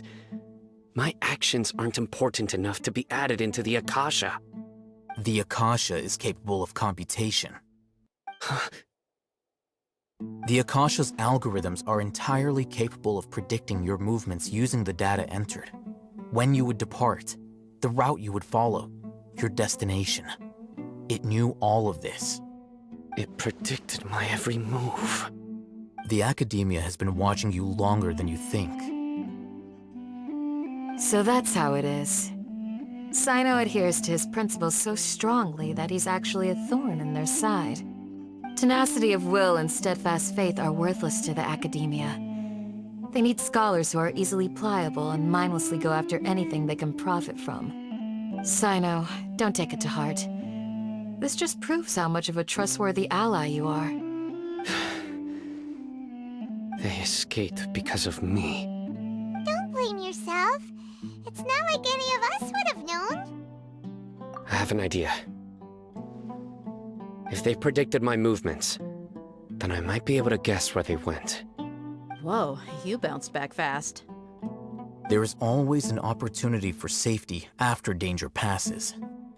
Oh, so that's how it is! Paimon gets it now! If the Academia is trying to avoid Sino, then the safest place would be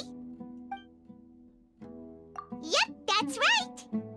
They'll want to proceed in the direction opposite of where I'm going.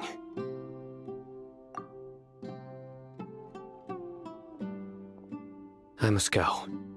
There's also something I want to investigate. Let's go, guys! After him! Please, wait! I want to go too! You want to go too? If so, you have to promise you'll stay safe. I want to find Grandpa. I promise I'll be careful and not cause any trouble. Everyone, I leave him in your hands. Yay! Let's go! Remember to pack some food with you! Paimon feels like we're missing someone, though.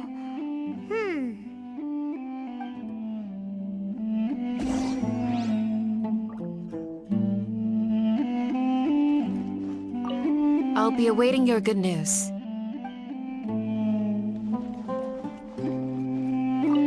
Please, stay safe, everyone.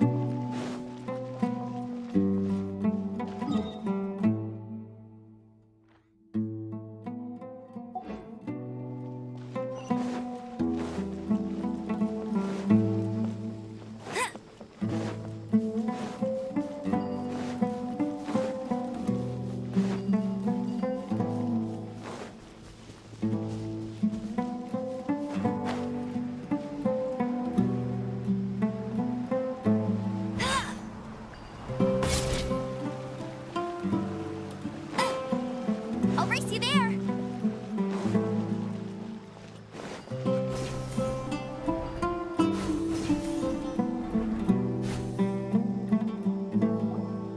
So, where do we go from here? Yes. After leaving the village, we should head straight toward the desert.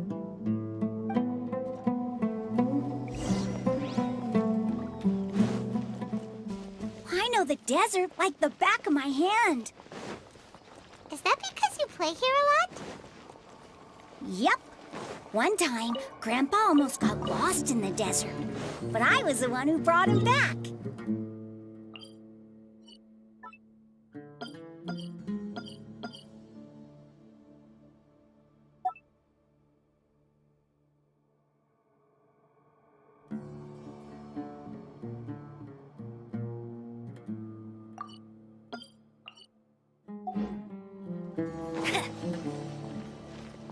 Bet you can't keep up with me.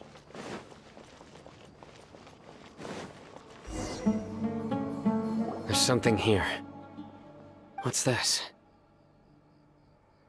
It's buried in the sand.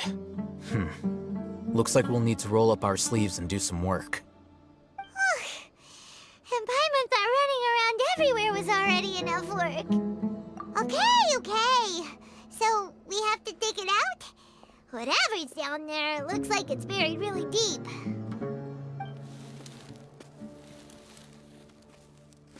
These are likely fragments of an Academia-developed device, something akin to a headset.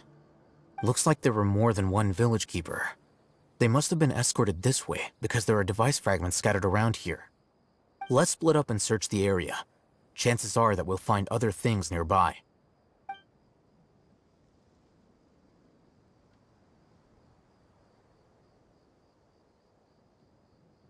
Is this what we're searching for? It looks kinda scary. This is definitely a device used to extract divine knowledge. How did it end up buried in the sand? That can't have been part of the plan. They must have been attacked along the way. Wait, what? Grandpa, I hope you're okay. Don't worry, your grandpa's gonna be fine. Razak didn't display any signs of starvation or dehydration, which means that they left fairly recently. We should be able to catch up. One more thing. Given that the device had been entirely covered by sand, I believe the attack must have happened prior to the sandstorm. Let's keep going. They can't have gone far.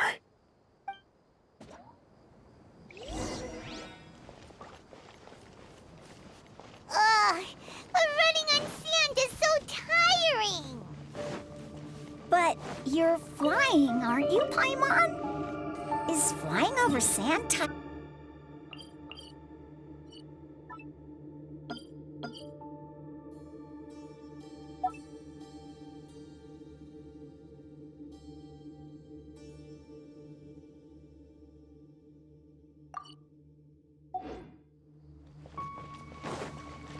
Ugh, of course it is!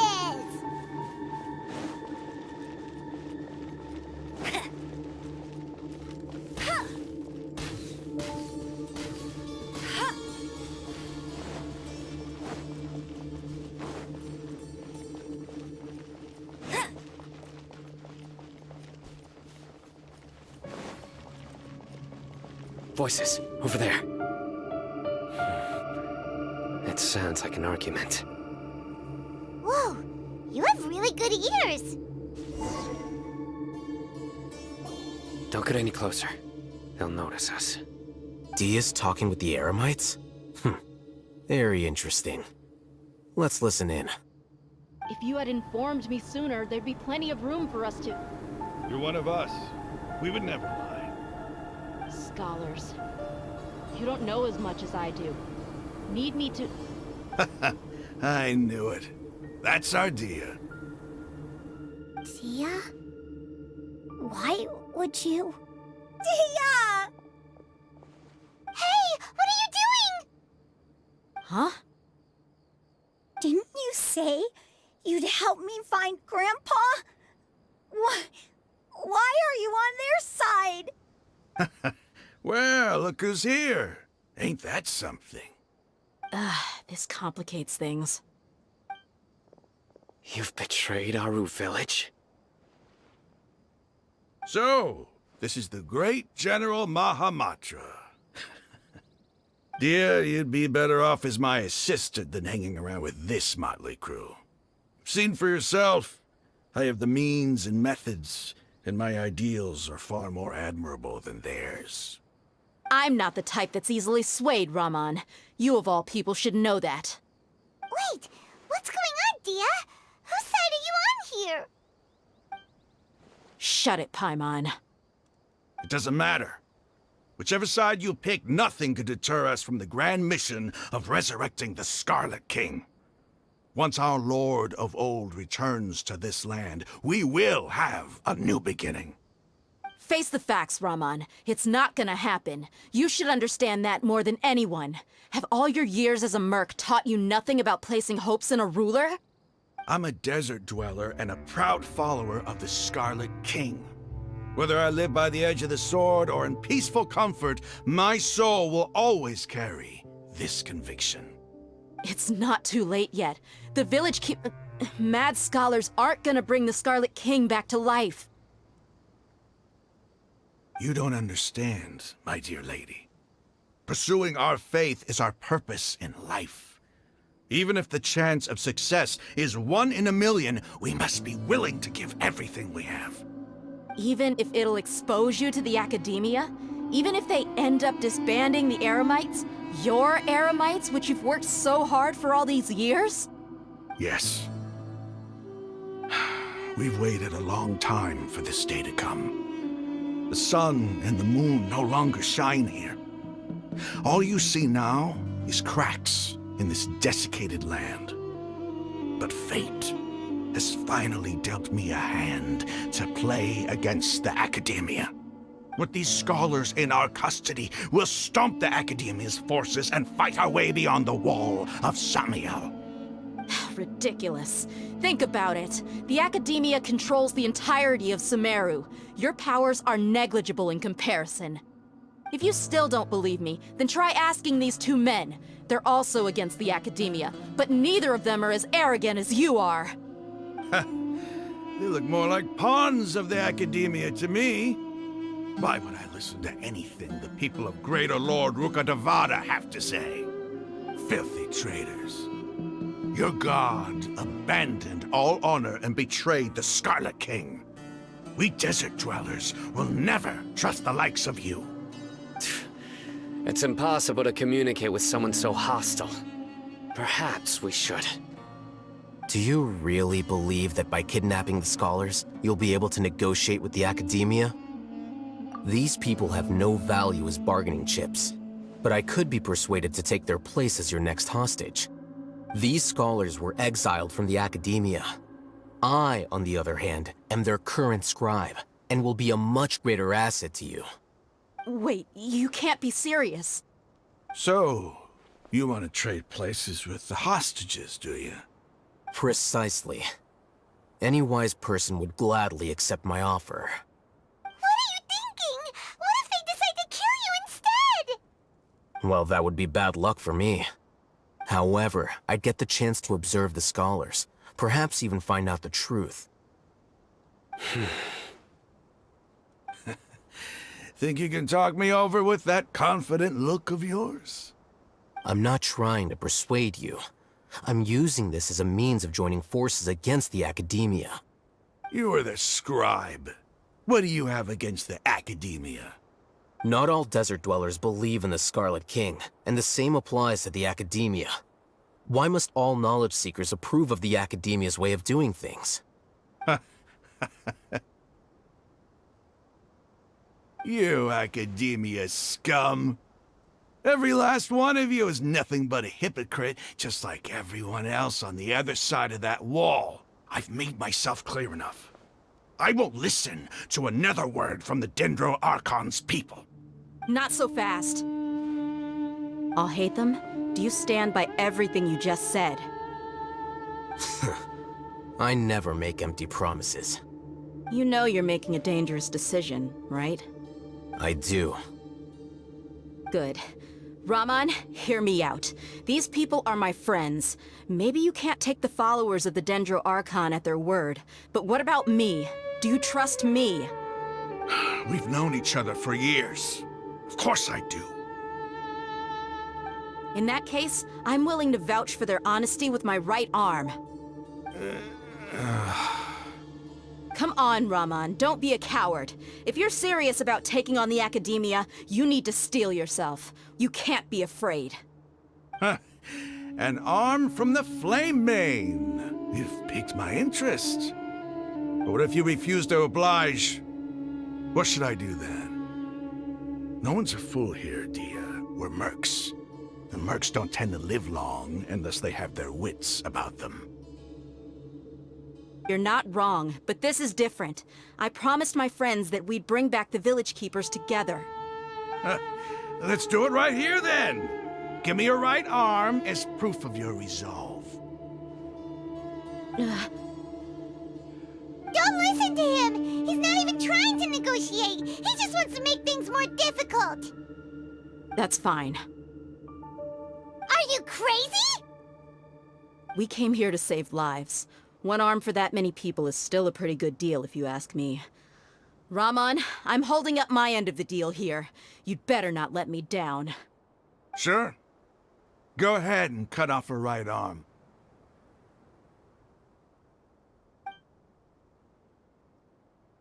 No! Dia! What are you gonna do? Think of something! You don't have to go this far. That's not for you to decide. Do it! Dia!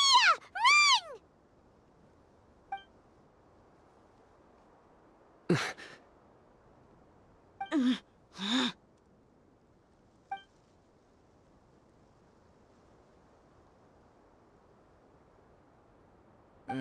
Stop!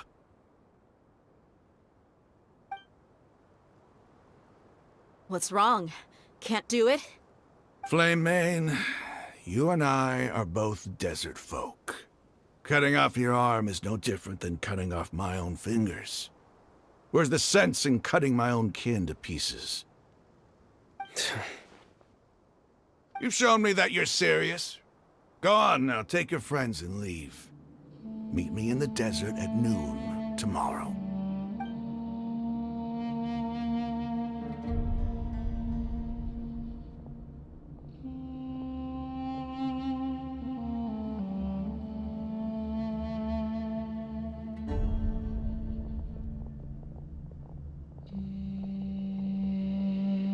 Phew. I was really counting on him not going through with it. Dia! That was crazy! Have you all lost your minds? What if he'd actually cut your arm off?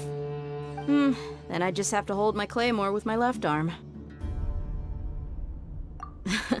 Okay, I'm sorry. But sometimes when you're out on a limb, you gotta double down to seal the deal, you know?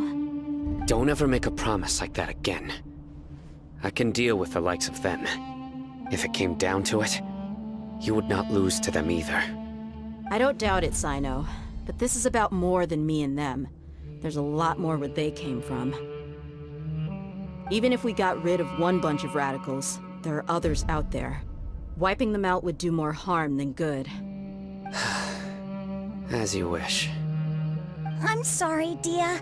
I should have stayed put and listened. I should have trusted you. It's okay. I promised you I'd help find your grandpa, so I'll do whatever it takes. Whatever it takes? You just might be scholar material. Huh? Are you serious? The Eremites once said that I was a lunatic. Perhaps a little madness is essential to be successful in research. Why does it feel like he's using his praise for me as an excuse to brag about himself? Okay, let's get moving. We should head back to the village and rest up. Today was just a trial run. Noon tomorrow is gonna be the hard part.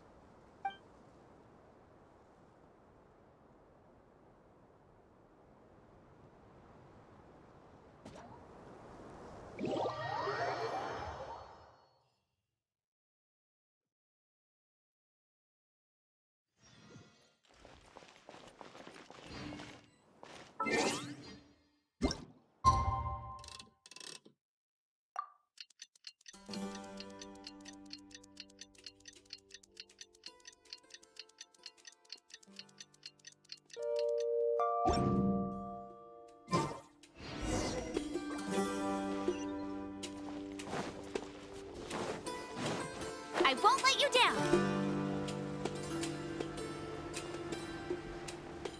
Ha! I'll race you there.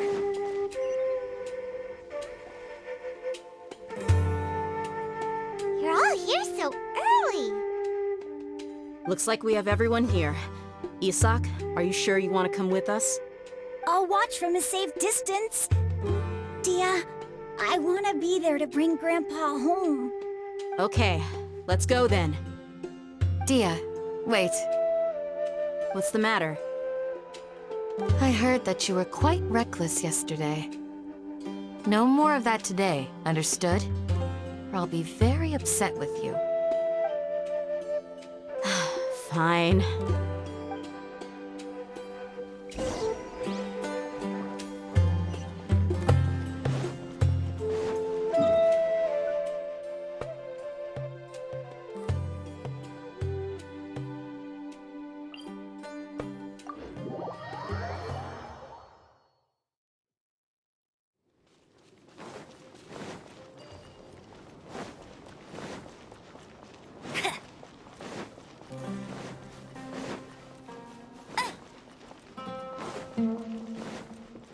I'll race you there.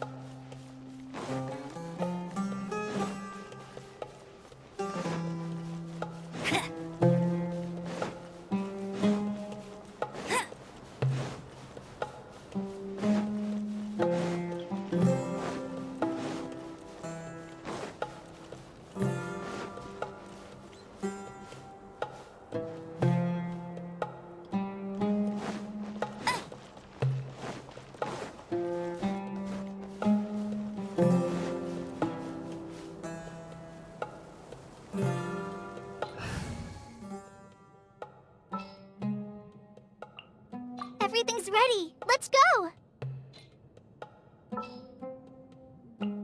The threads of your fate lie in my hands.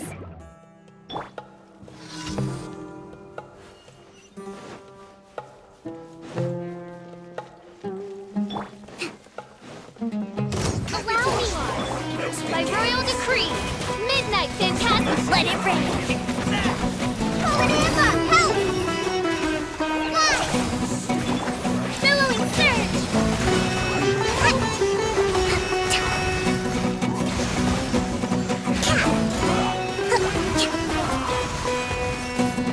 Hold on! Fine. Not so hard!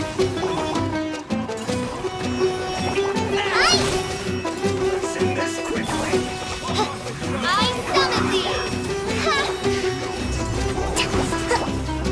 Just like we rehearsed! Wings of darkness, come, sever night, Quest rebuild! No escape! Torrent, I'm from you!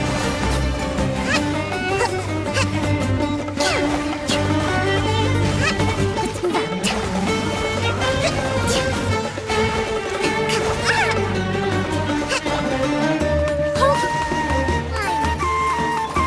odds for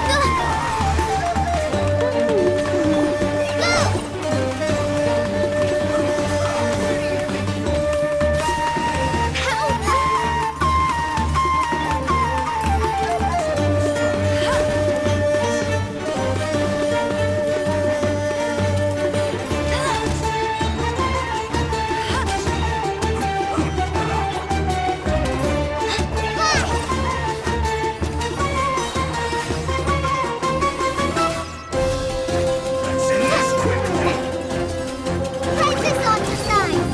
by royal decree.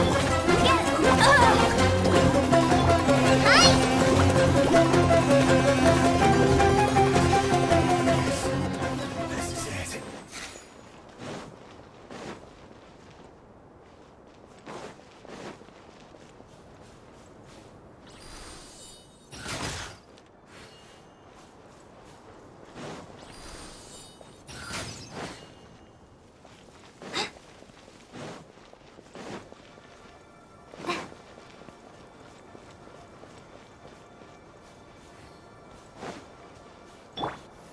Odds, reveal thyself.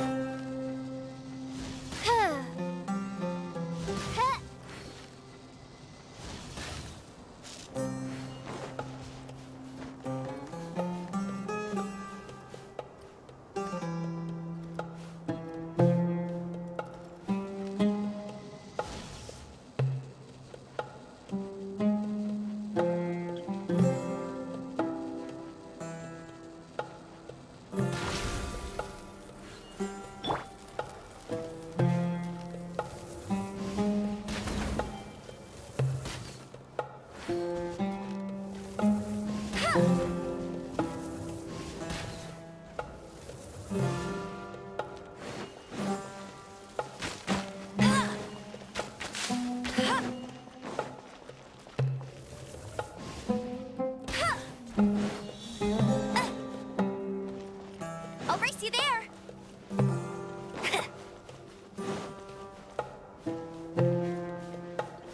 Bet you can't keep up with me!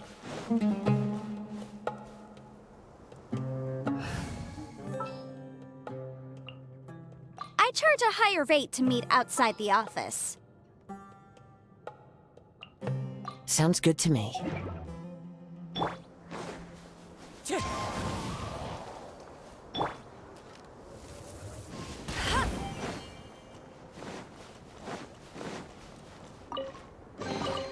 Another target tracked down by Outrider Amber.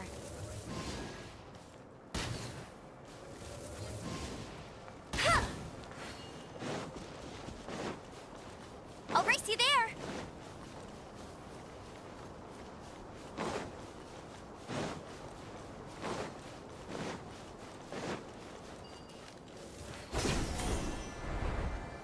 Get ready for the gliding champion of Mondstadt.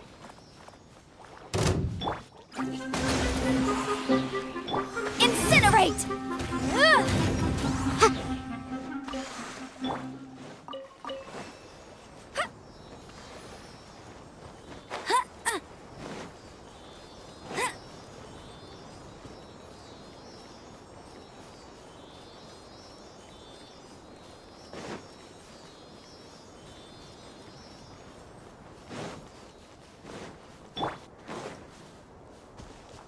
The wind knows me.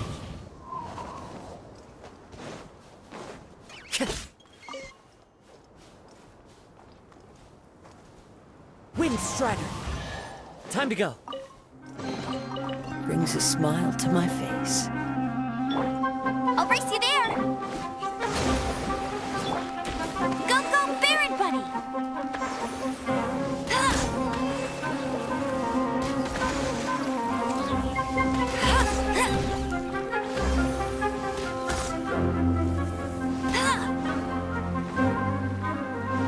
Bet you can't keep up with me.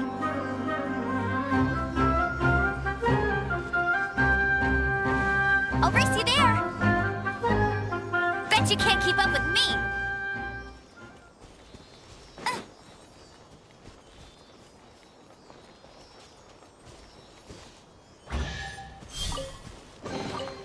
Wow, these will come in handy.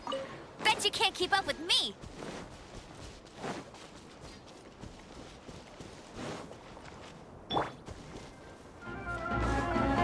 Rest and rebuild!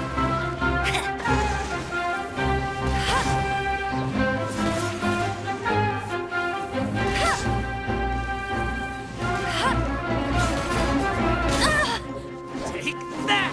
Take that! I'll race you there. Hold the line! Motion to compel.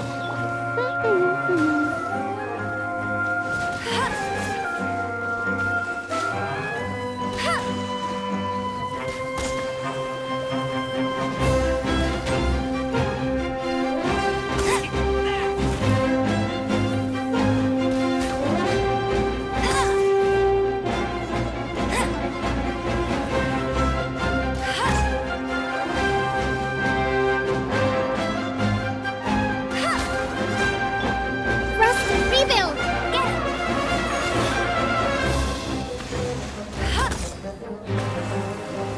I'm getting sick of this game.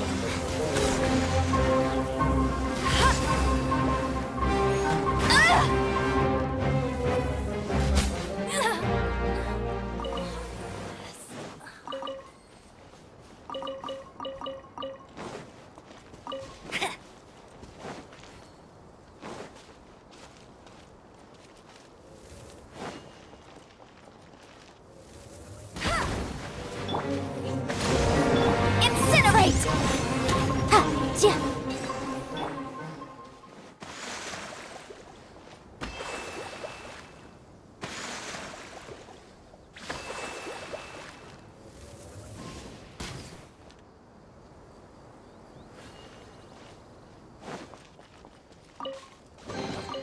Another target tracked down by Outrider Amber.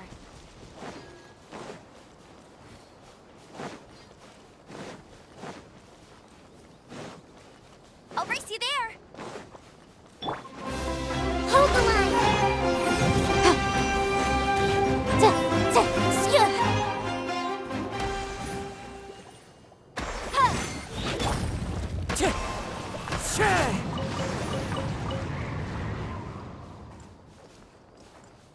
Wind Strider.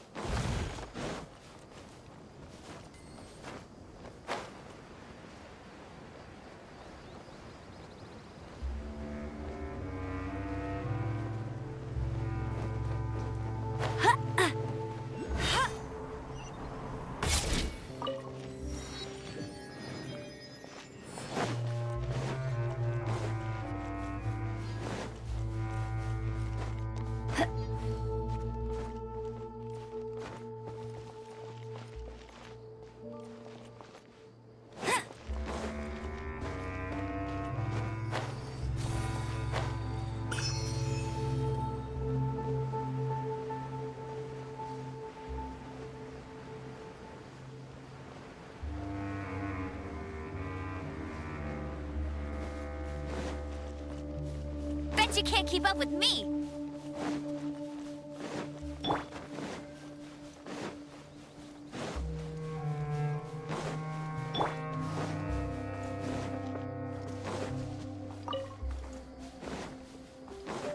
Wind Strider!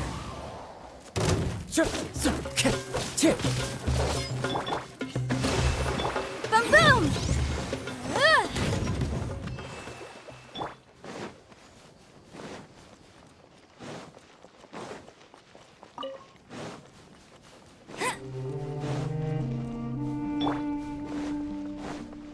Sucker for a punch! Looking for trouble!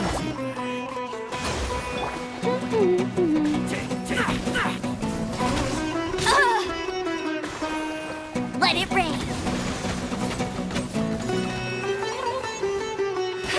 No more tricks up your sleeve.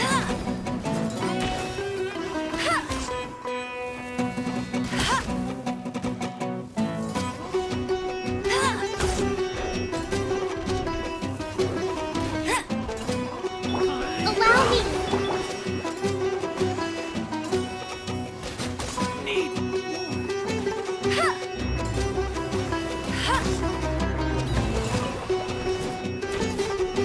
That's cheating.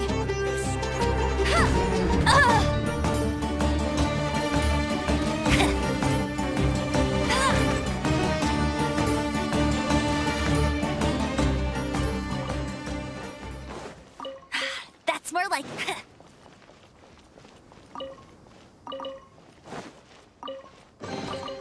Another target tracked down by Outrider Amber.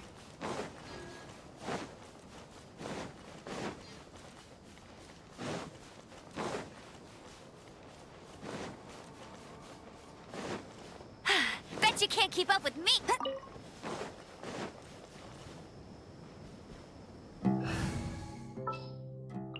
Everything's ready. Let's go!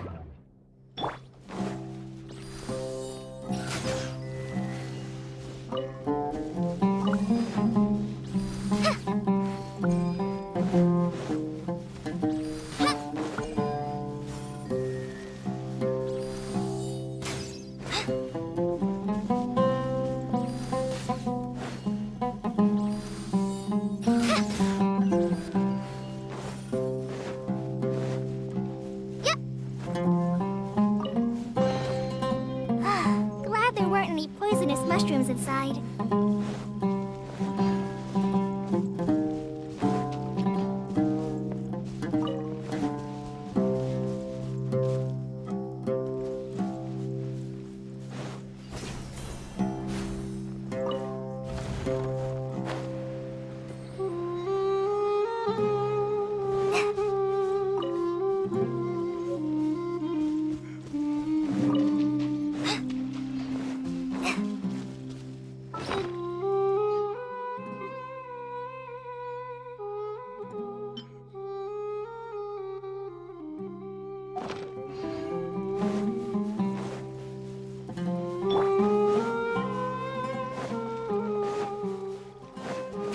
Hold the line!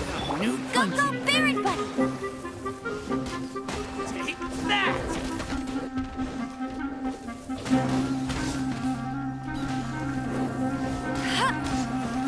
Where do you think you're? Take that! No more tricks up your sleeve. Rest and rebuild! Go!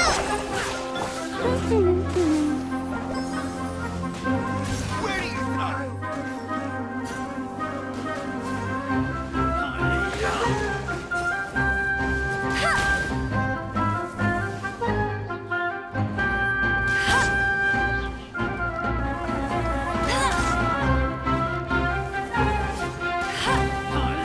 That's cheating.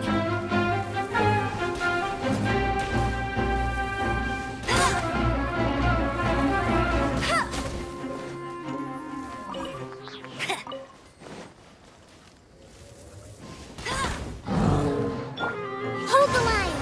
Motion to compel.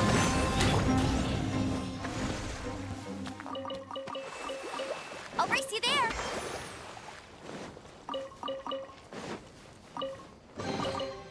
Another target tracked down by Outrider Amber.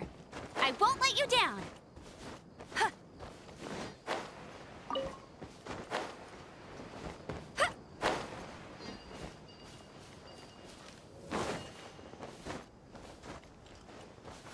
Bet you can't keep up with me. Huh. Huh. That's more like it.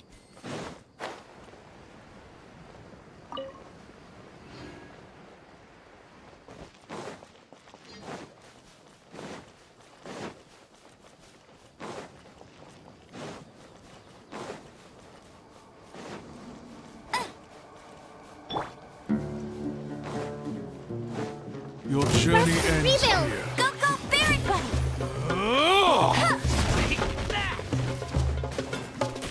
Pound it to the ground! Bet you can't keep up with me!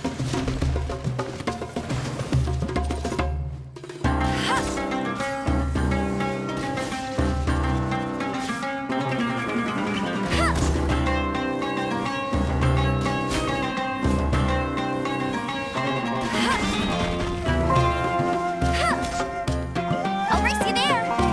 Take that! Hold the line!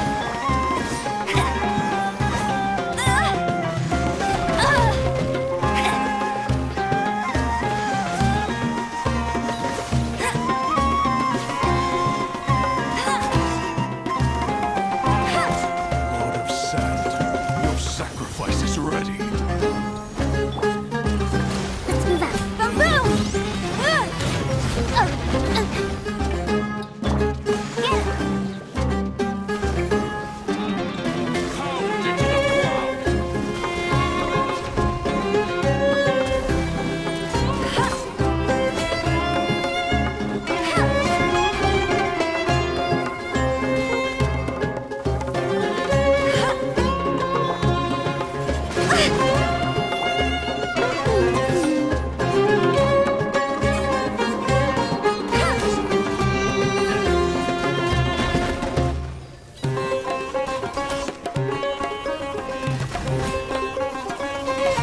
Bet you can't keep up with me!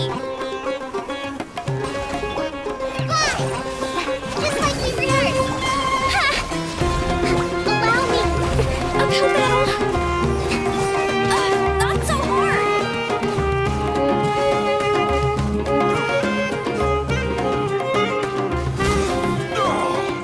Golden slumber.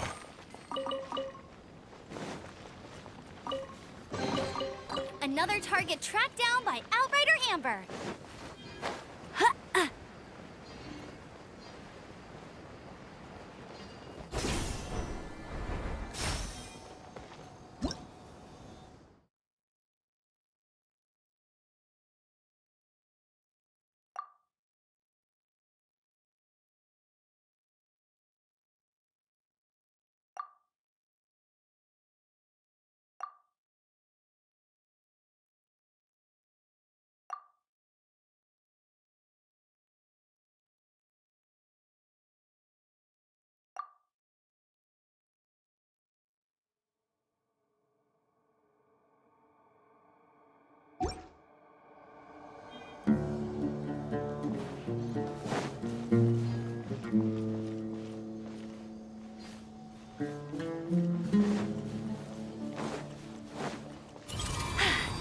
Told you I'd win.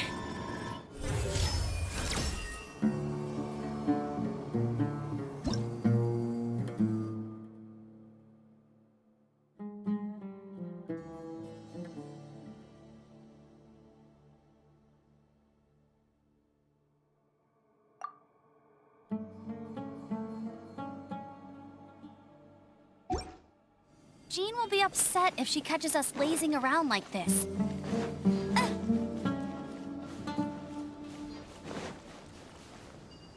I'll race you there!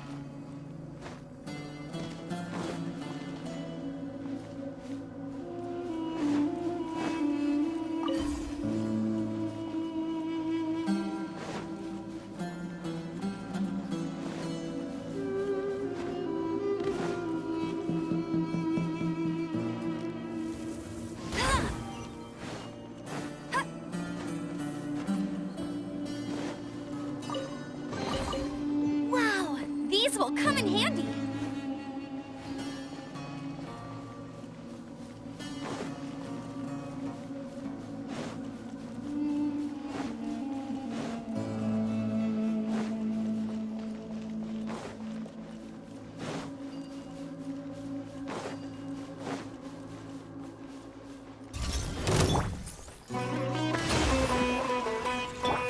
Motion to compel.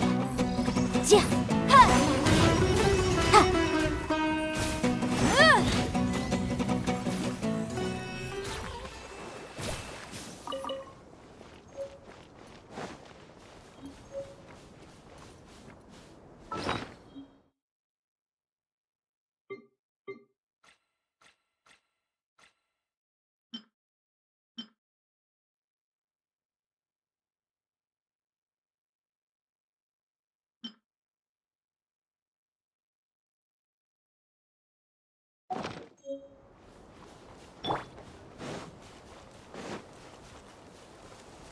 Bet you can't keep up with me.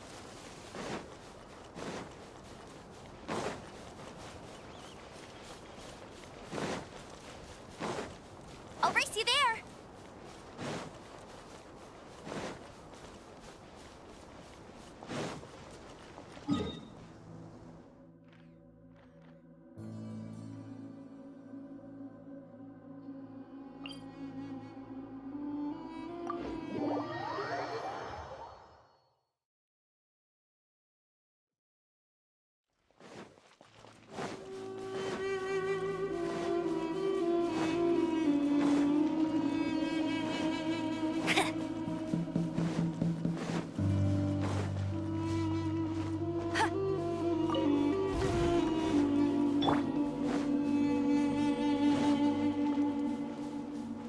That's close enough. Rest and rebuild! You are Yeah. not welcome here.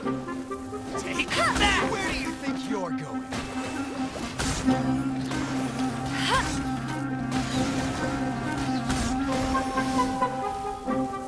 No more tricks up your sleeve! The jungle!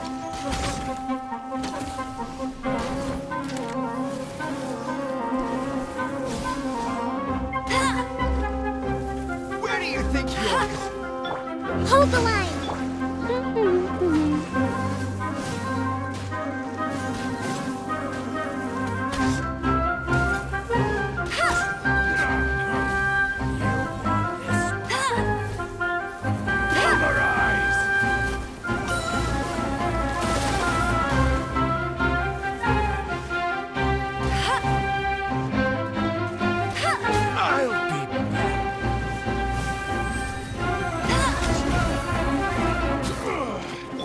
Allow me!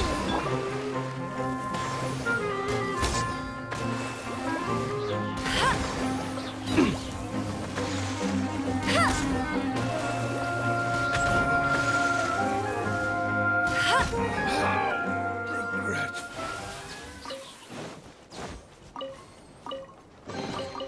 Another target tracked down by Outrider Amber.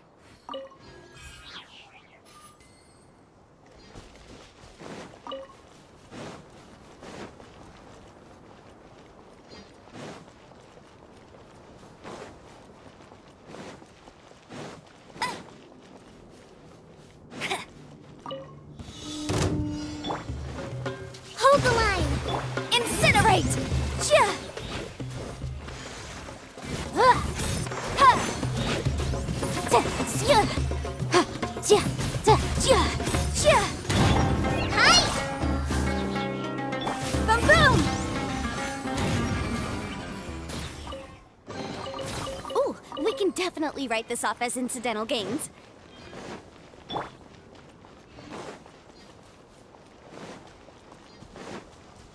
I'll race you there.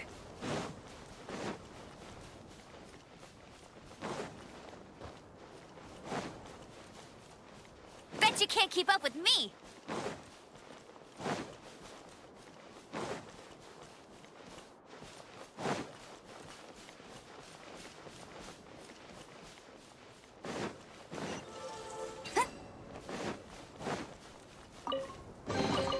Another target tracked down by Outrider Amber.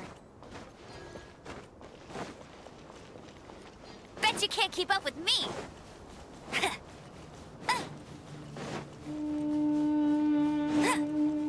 I'll race you there!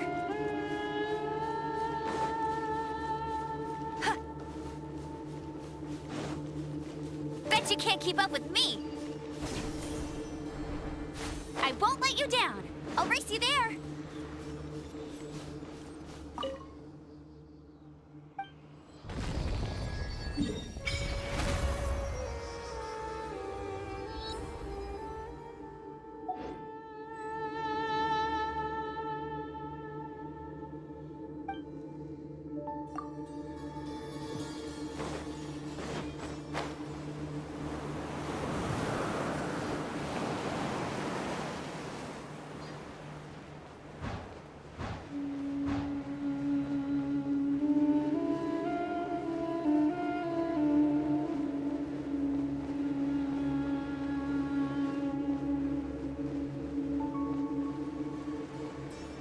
Bet you can't keep up with me!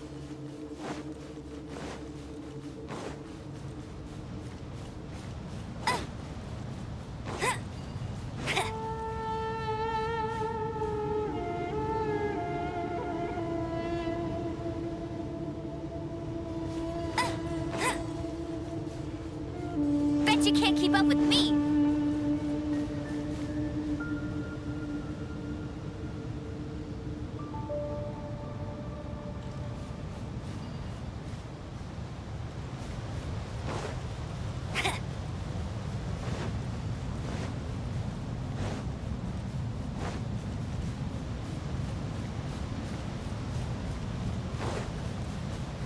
I'll race you there!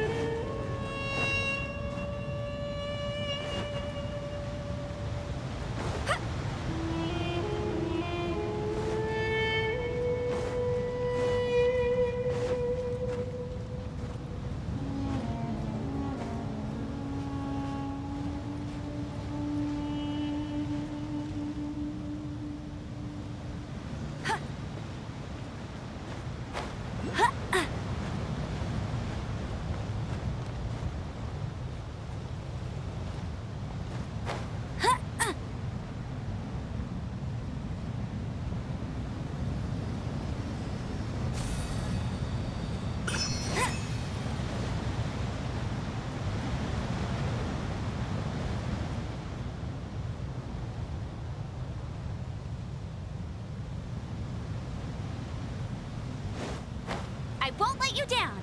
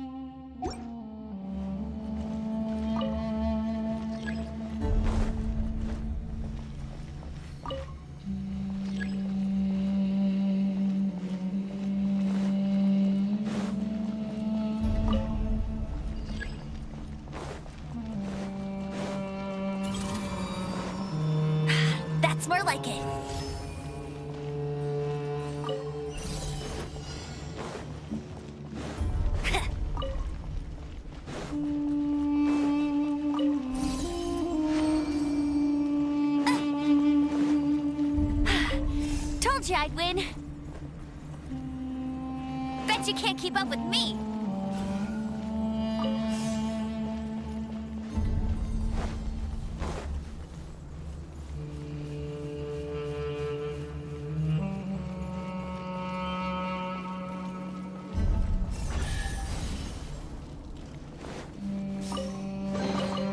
Opening a chest is like unwrapping a gift.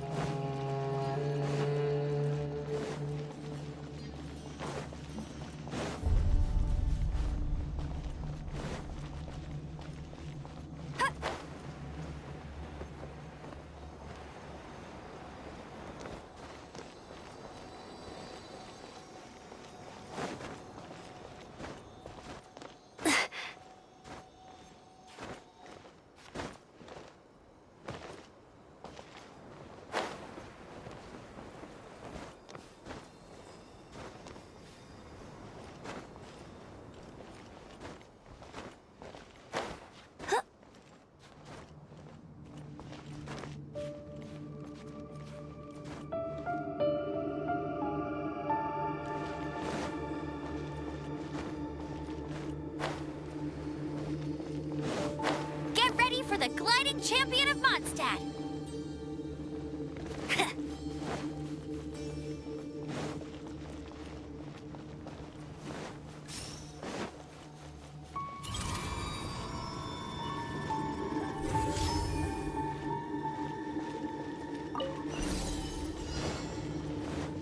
I'll race you there.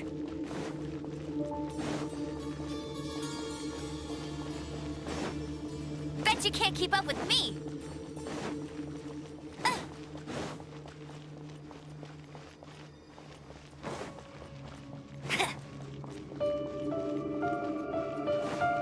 I'll race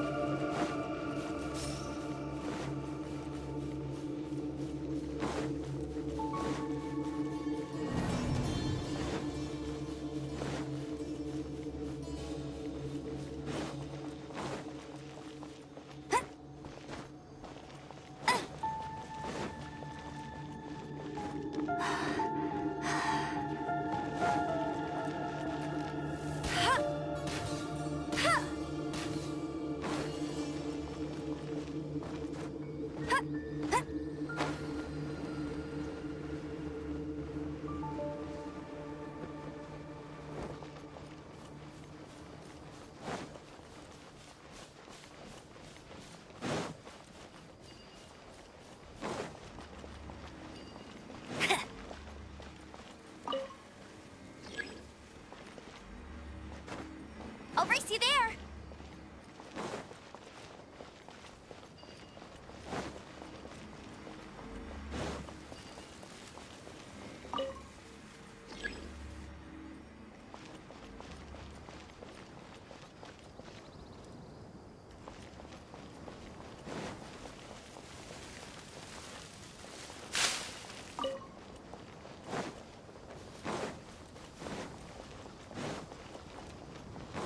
Bet you can't keep up with me. I'll race you there.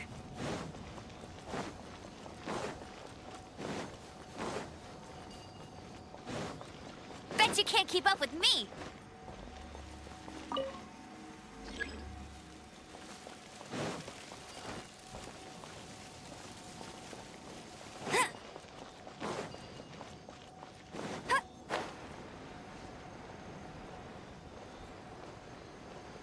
I'll race you there.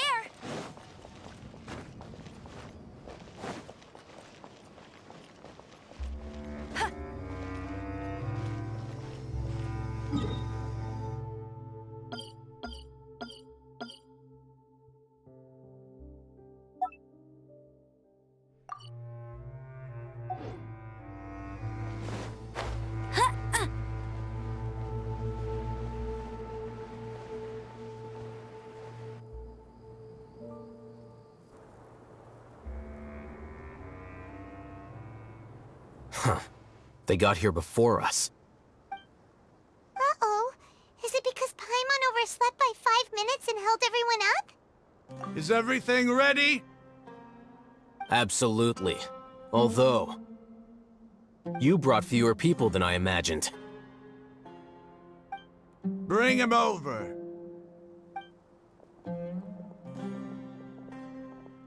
Grandpa! Why is there only one of them? Rahman, I've always thought of you as a man of his word. What's this about? It's a one-for-one exchange. Sounds fair, don't you think? And let me put it this way.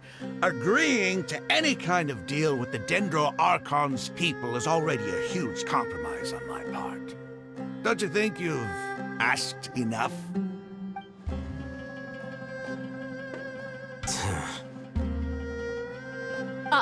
You stay right there!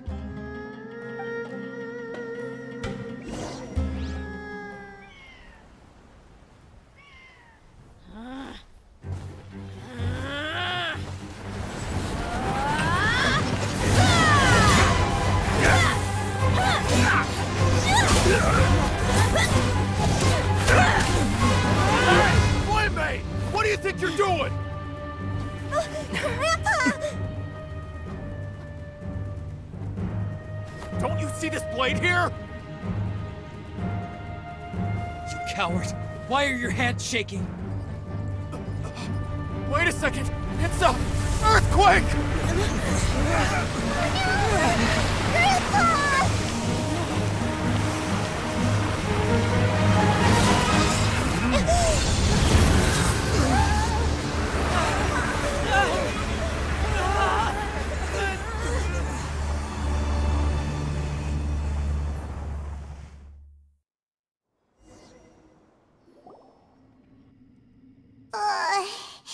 Paimon's dizzy.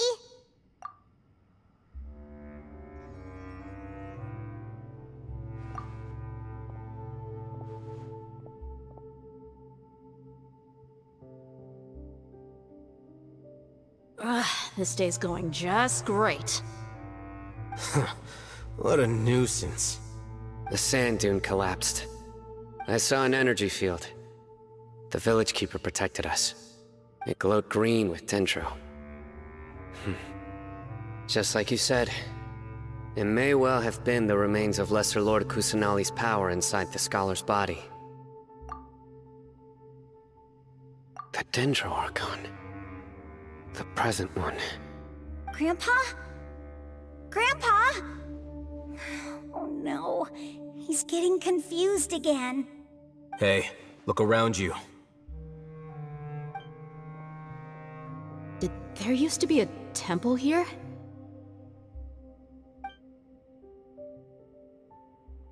It seems that when the sand dune collapsed, it exposed these underground structures.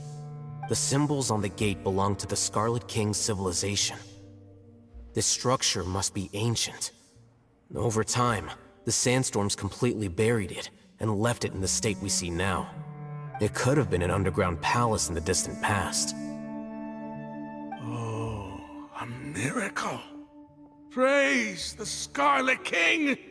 What's he doing here? And his men too? They must have fallen down here with us. Pretty lucky if you ask me. Most of them seem in really bad shape. Except for him. He got off lightly. Mind your head. No, this isn't the time for conflict. Our exalted lord has shown us the way to his sacred palace. He's not actually gonna go in there, is he? As it happens, I want to take a look inside too. What are you doing? Don't you think it's curious? 1 minute, Lesser Lord Kusanali's power protects us from harm, and the next, remnants of the Scarlet King's civilization appear. 2 major deities are vying to showcase their power to us. It would be a shame not to witness them both. Paimon thought you weren't interested in gods. Indeed. In my view, gods are just a higher form of living being, or creature, you could say. New discoveries are always worth investigating. Whether they have anything to do with gods is neither here nor there. Rahman, what are you gonna do about your men? I'll just let them lay here. The Scarlet King will take care of his people. Right now, I'm going inside.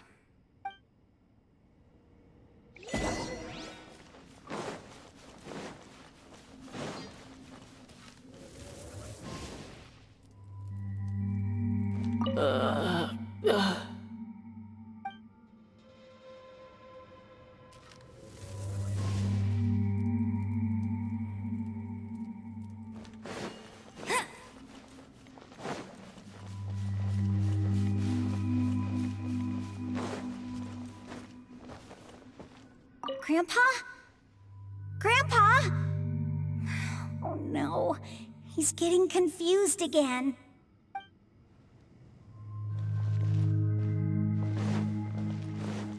Bet you can't keep up with me!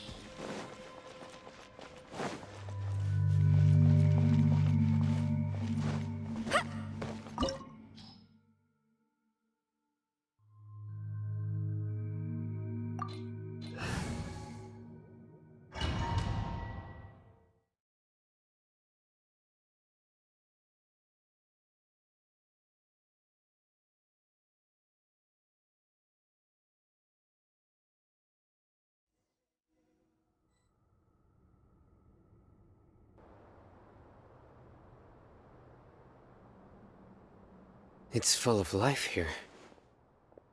This defies comprehension. It looked completely desolate from the outside. Yet, it flows with energy inside. Yeah, and there's so many plants. It's so pretty. Sir Rahman. Huh? Me? Do you see another Rahman here? Are you mocking me? What do you mean, sir? Interpret it however you want, but there's something I'd like to draw your attention to.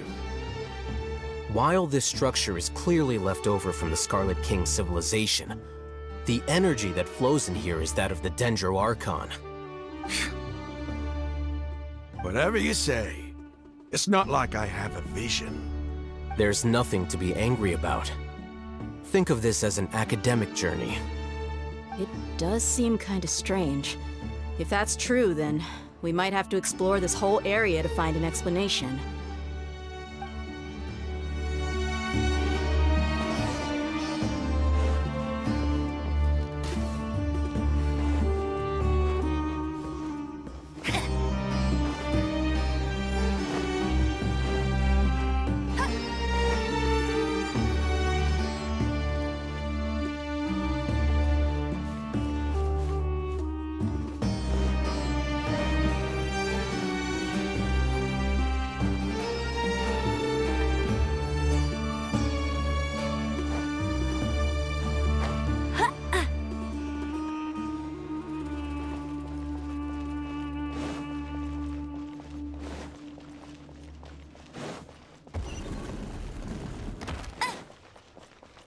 I'll race you there!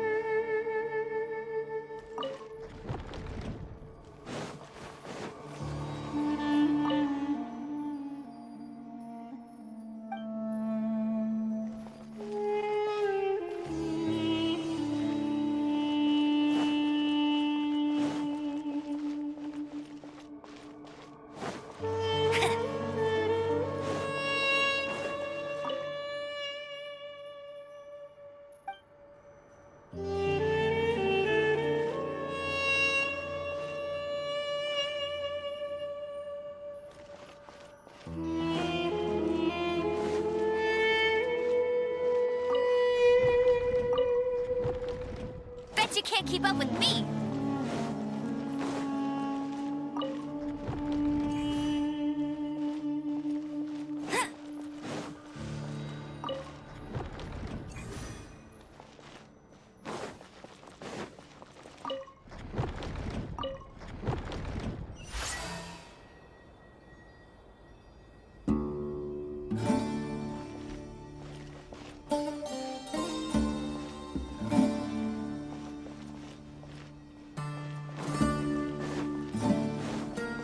Bet you can't keep up with me!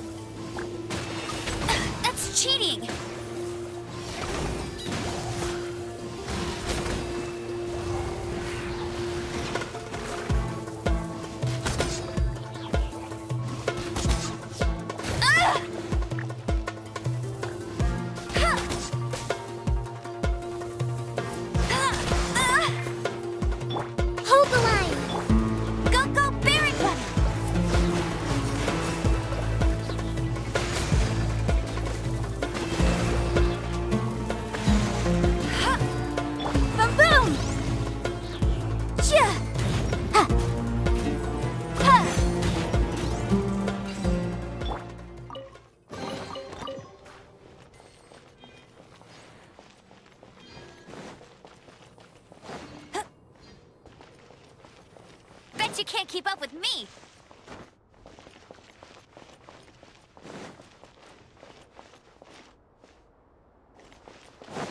I'll race you there!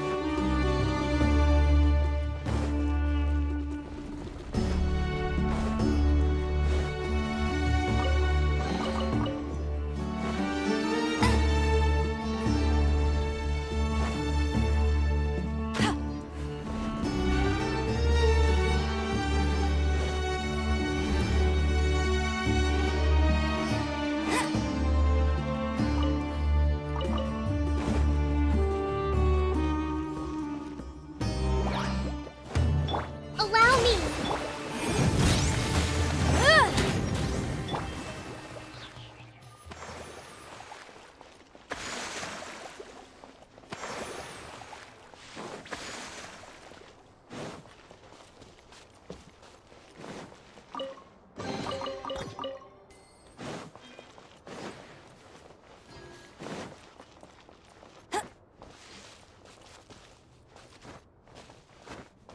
Bet you can't keep up with me!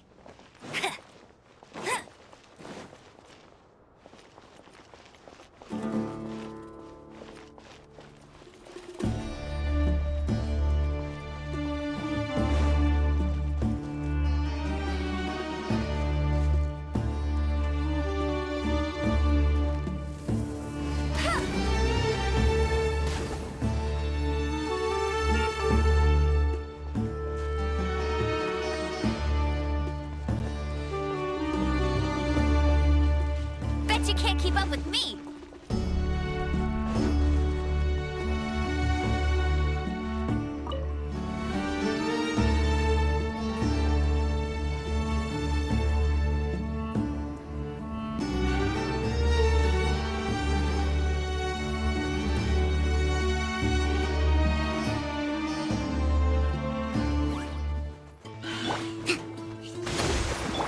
Most oof!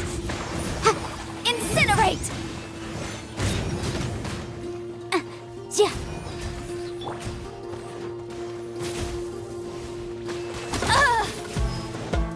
That's cheating!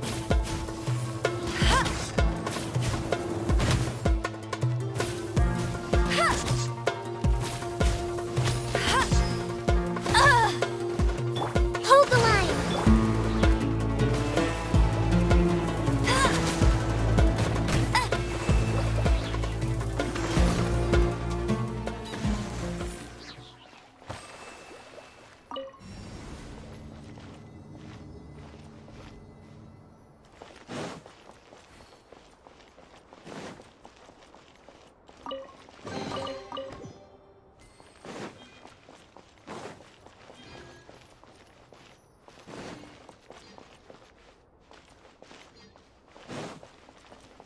Bet you can't keep up with me!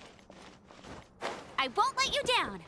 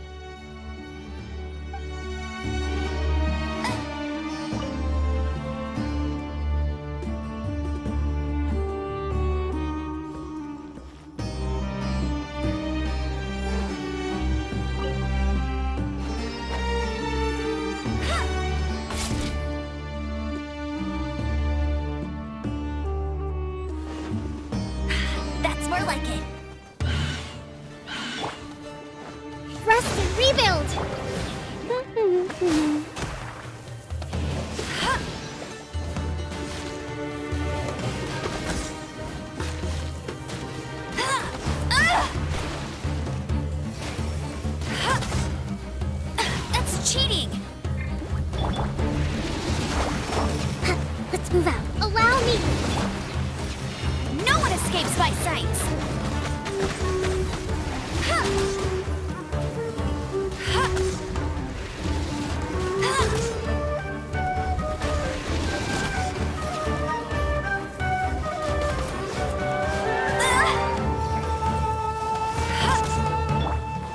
Hold the line! Go!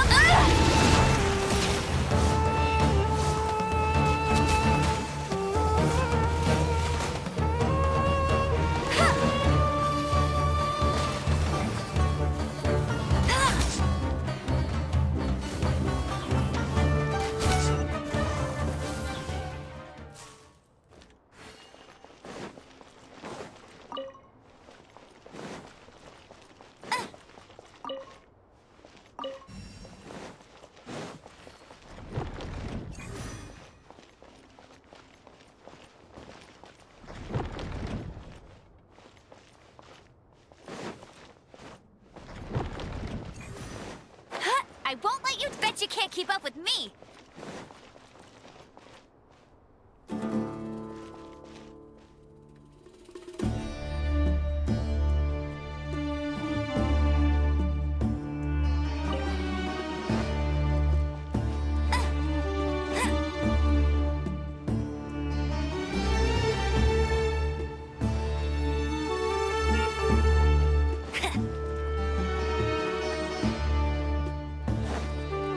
I'll race you there.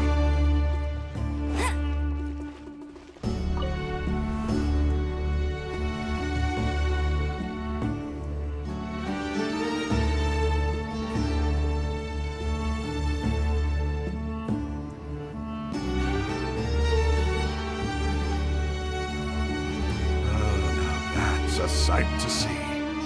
The Scarlet King's splendor surrounds us. There's so much vegetation here. It's different than what I expected. Sure are a lot of plants for a desert. That's what I call divine providence of the Scarlet King.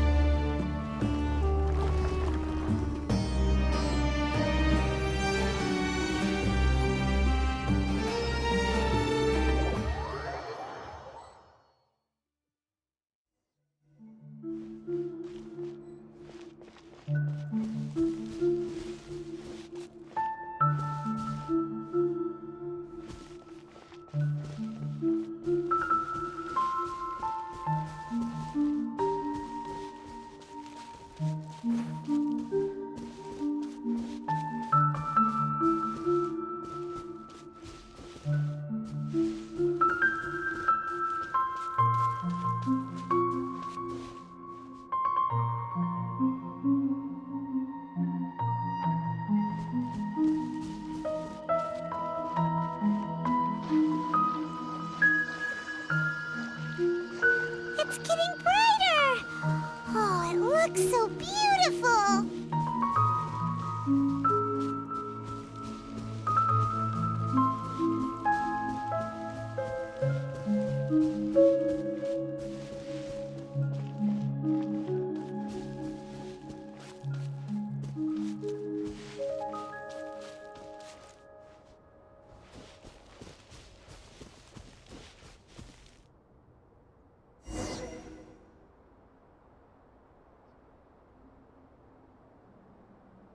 Wait. What's that?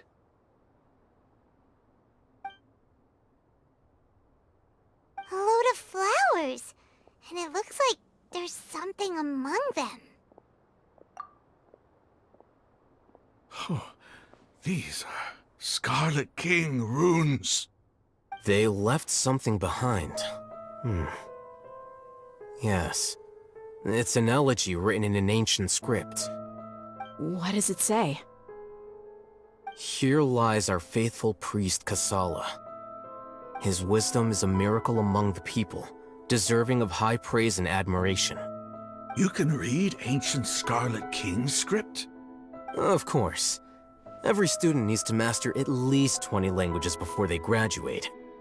He's not serious, right? There's still something off about this place. The elemental energy here is too concentrated. The scent of life. Is it trying to tell us something? Is this it? Analyzing.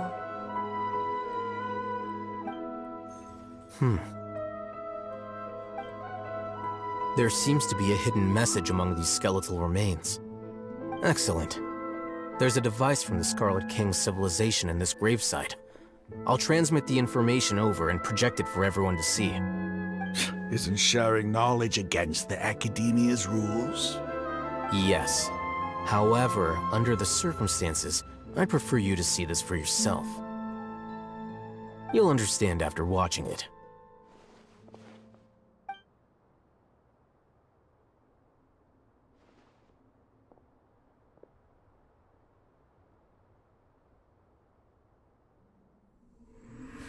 Civilization is born of knowledge, but so too can knowledge be its demise. A disaster caught us unaware. It was knowledge that did not belong to this world. The Scarlet King brought this forbidden knowledge into our world, and it quickly spread like a plague. People's minds were filled with crazed whispers. Dark gray scales spread across their bodies. Even the land was stripped of its vigor. Only a desperate, deathly silence remained. Were it not for greater Lord Rukkhadevata from the forests, the damage would have been irreversible. She summoned the priests to build temples and infused into them the divine power of life. The disaster was miraculously tempered, and the embers of our civilization were preserved in Aru village. Alas, the miracle could not last. As long as forbidden knowledge continued to exist, it would forever blight this world. In the end, the proud king of the desert, my eternal lord, chose to sacrifice himself. I have spent my whole life since guarding one of these many temples. But now, my duty is coming to an end. As I close my eyes for the final time, the sight of that noble deity will appear in my vision once more. In helping the Scarlet King to eradicate forbidden knowledge, she exhausted her strength, and her form became that of a small child. How strange. Now that I think of her, I no longer have any fear of death, for I sense that the spirit of life will abide with me during my eternal sleep. Children of the desert, cling no longer to past grievances, but hold tight to the memory of this act of benevolence. What was that? The priest's memories. No, impossible. Greater Lord Rukkhadevata. So the former Dendro Archon and the Scarlet King were never enemies at all. But this doesn't make any sense. The Dendro Archon's followers, they're clearly... Was that the former Dendro Archon? She became so tiny in the end.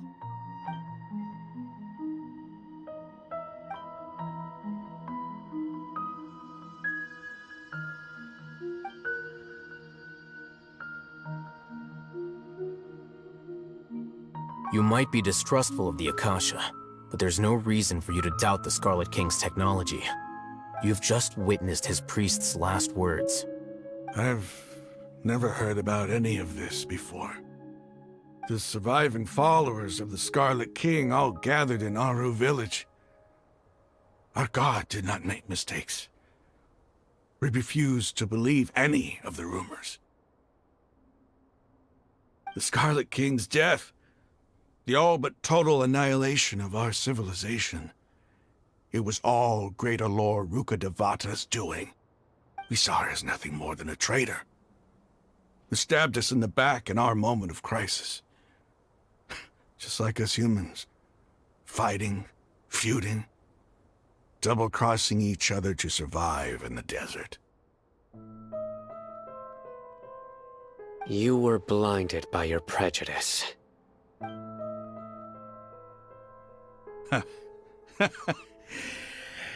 If I hadn't seen this for myself, if I hadn't witnessed his last words with my own eyes, ears, and heart, how could I ever begin to accept this? The truth is so far from what I've always known.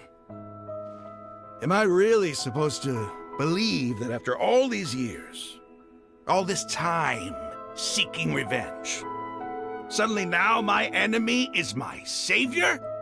Rahman, that's enough. Give it a rest. You're starting to make a fool of yourself. Dia, tell me, my Aramites and I, what are we even fighting for?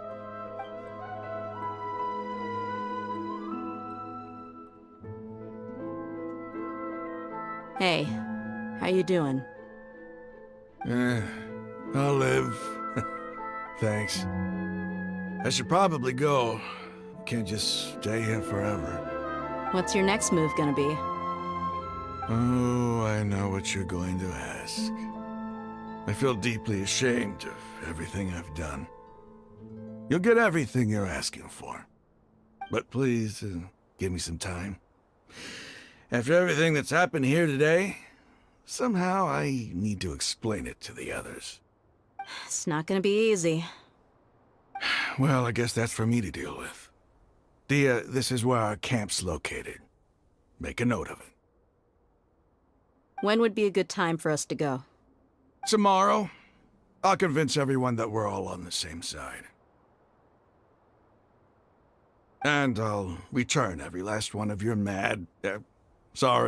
your village keepers. We'll share our other resources with you too. You seem to finally understand that our true enemy is the sages. Yes. The gods never gave up on anyone. It's the people responsible for all this that need to face the consequences of their actions. That must have been rough, but he seems to have figured things out now. Rahman's no fool. Being the leader of your own faction in the desert is no easy feat. It's too bad he was held back by his belief in the Scarlet King. But now that that's changed, I guess we have a few more people on our side.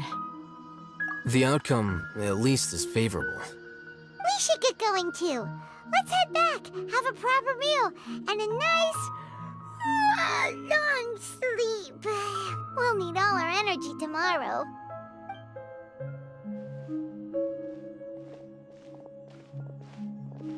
Sino, we're leaving!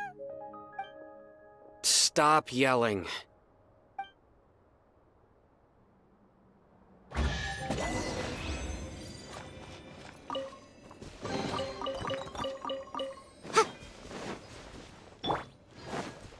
Bet you can't keep up with me!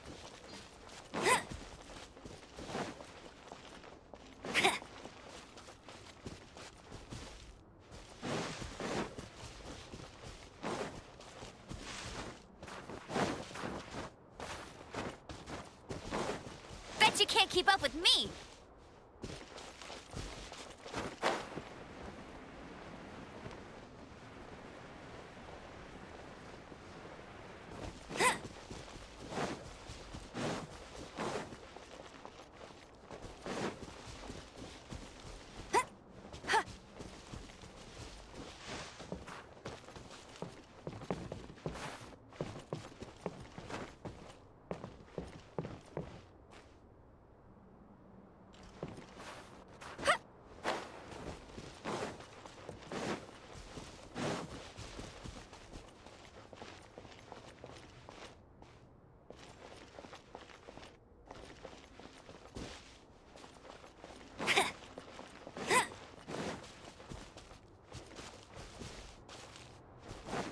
Bet you can't keep...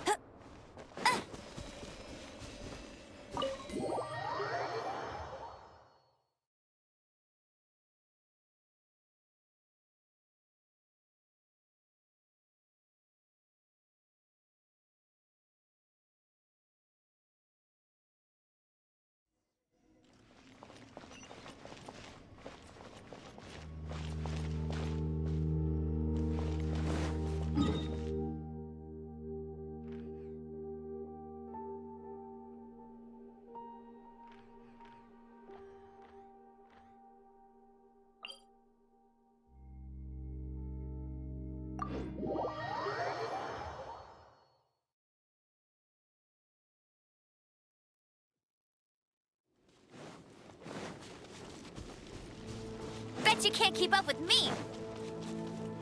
I'll race you there.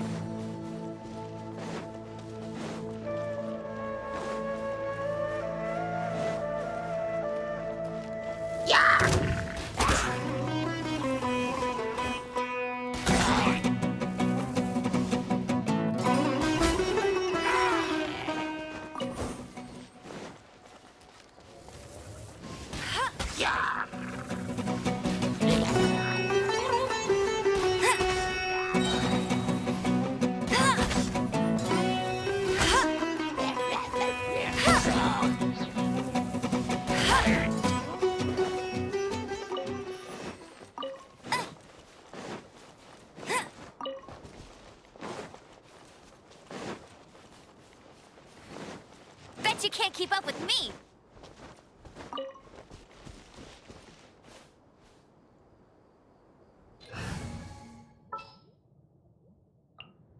Sounds good to me.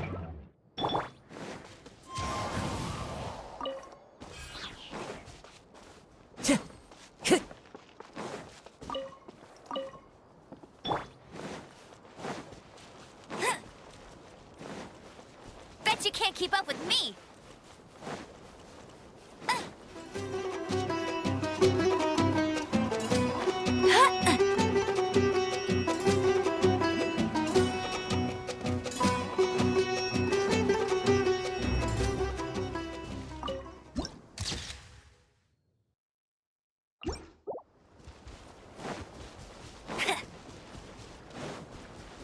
I'll race you there.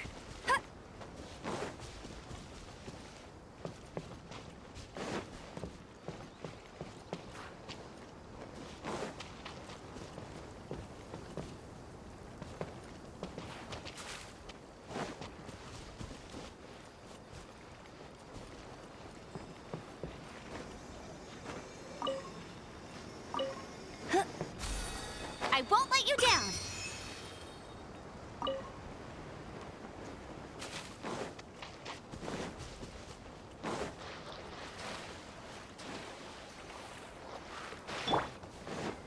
Allow me.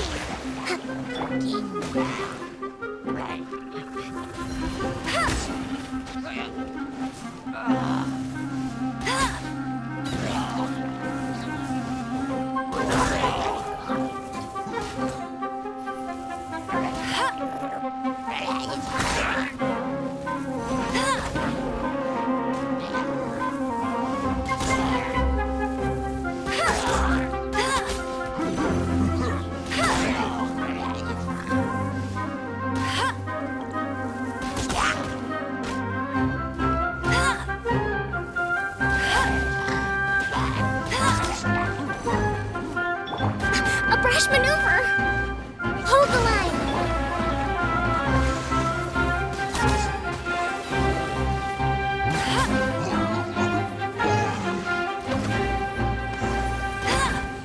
Motion to compel.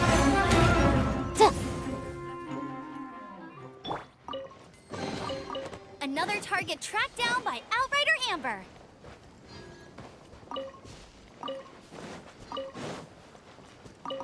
Bet you can't keep up with me. I'll race you there.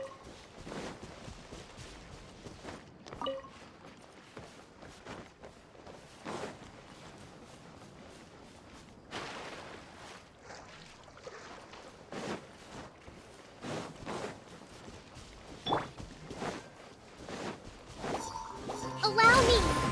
Boom boom. Ha. Sia. Ha. Ha. Motion to compel.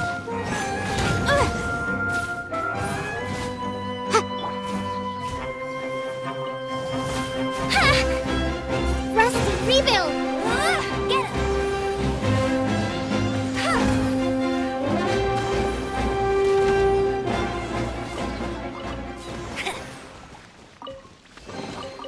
Opening a chest is like unwrapping a gift.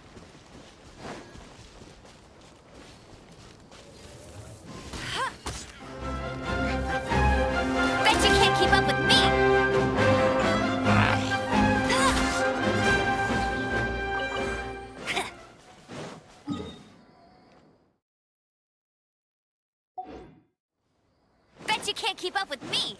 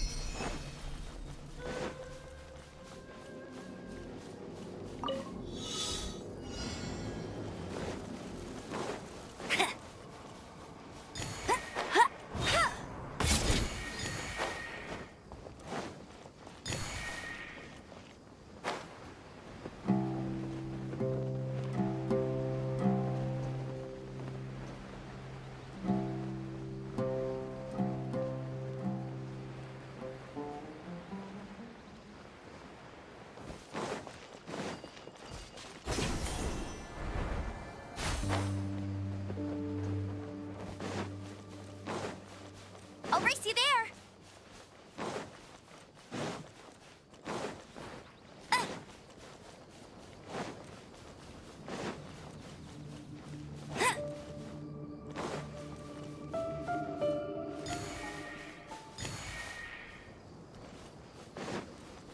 Bet you can't keep up with me!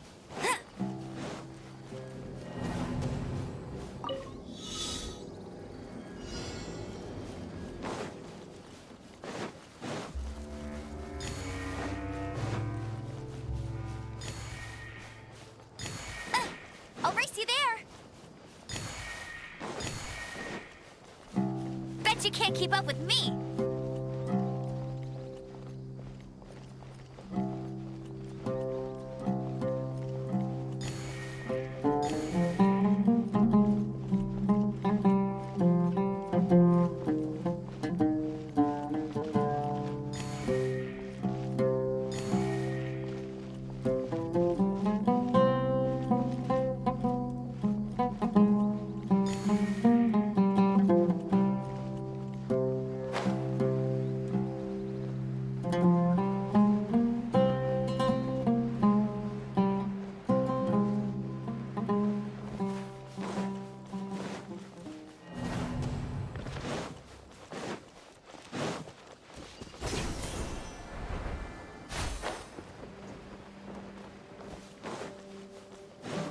I'll race you there!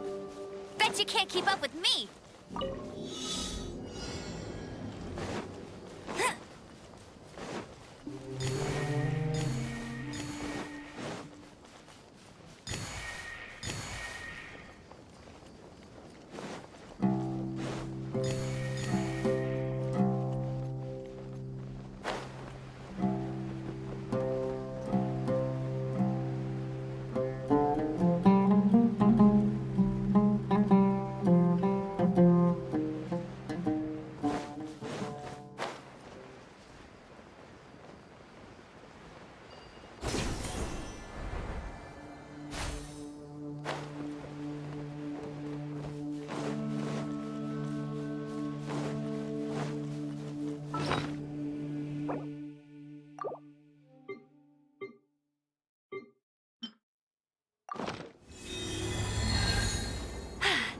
Told you I'd win.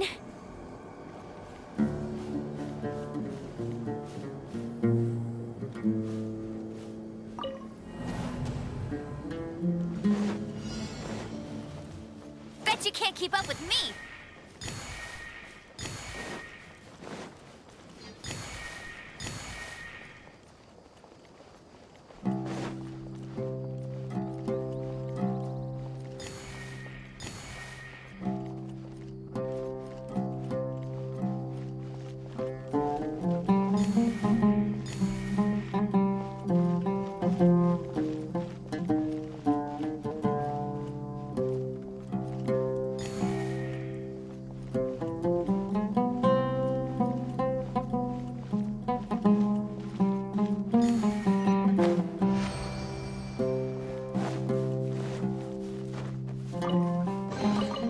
Another target tracked down by Outrider Amber.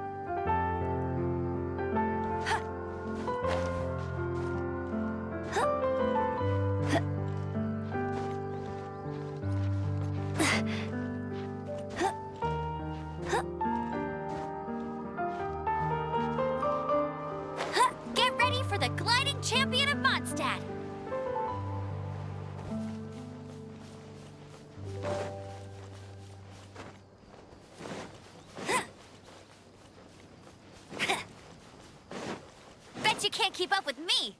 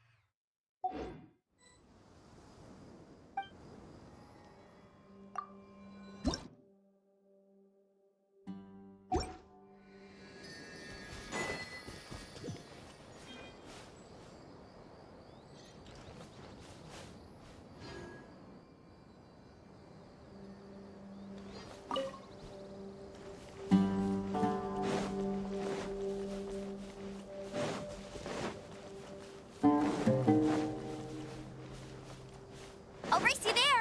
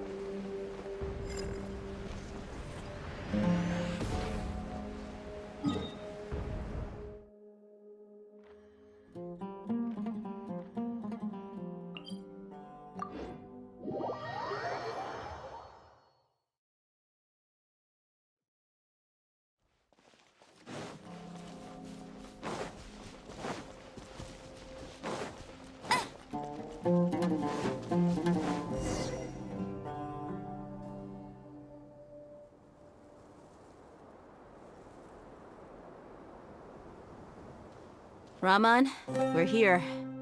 Everything's been arranged. Someone will bring the village keepers back to Aru village shortly. I guess all I can say now is thanks for agreeing to help. Don't mention it. I think we can both agree you went to hell and back for it. But we share a common cause now. From here on out, we're allies. Where are the perpetrators? I'll bring you to them. Follow me.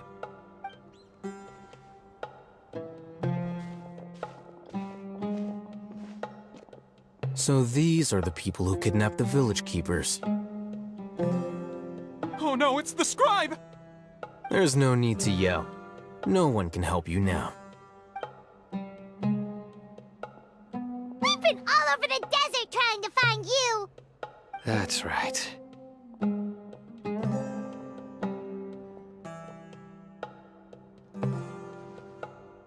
General Mahamatra? No, no! Make it quick, please! Swift and painless! Whoa. The moment they set eyes on Sino, they turned pale like they've seen a ghost! You should have known that I would be coming for you. Wait, we were just following orders! You know what I'm talking about, right? There's no way we could have done all this by ourselves! No, not Sino! He's gonna tear us limb from limb! I could do worse. Please have mercy! Start talking. Otherwise, I'll have to resort to other methods. So, your superiors have kept you quite busy recently. Why? What are they trying to accomplish? They, wanted to extract canned knowledge. Don't play dumb. You know what I'm really asking. They extract divine canned knowledge. Then what? I really don't know how to explain it. Well, you better start talking or you'll be sorry! You don't want to make things any more difficult for yourself, do ya? Be my guest.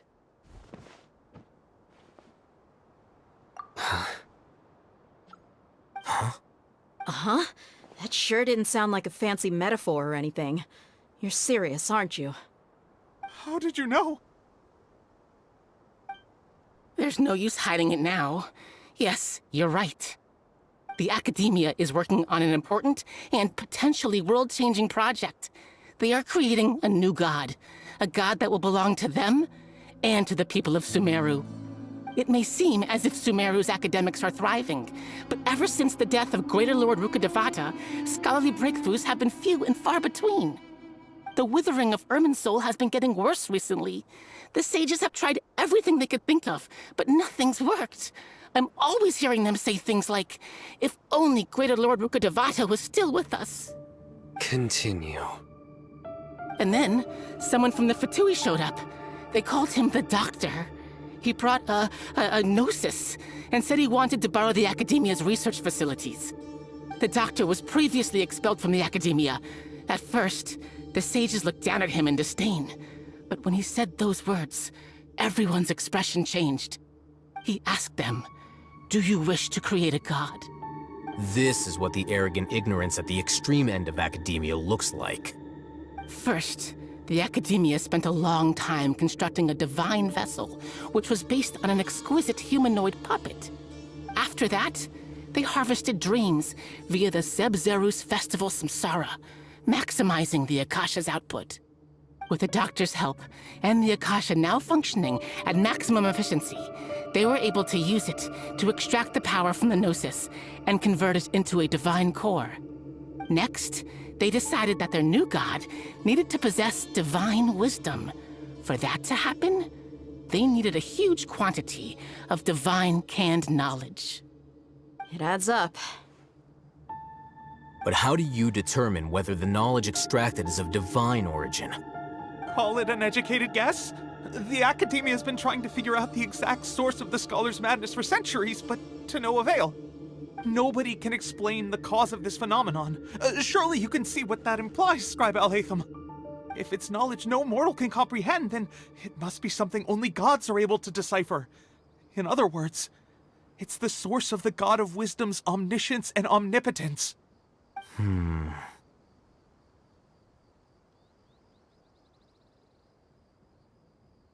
You must have noticed by now. The Academia doesn't care about who their god is.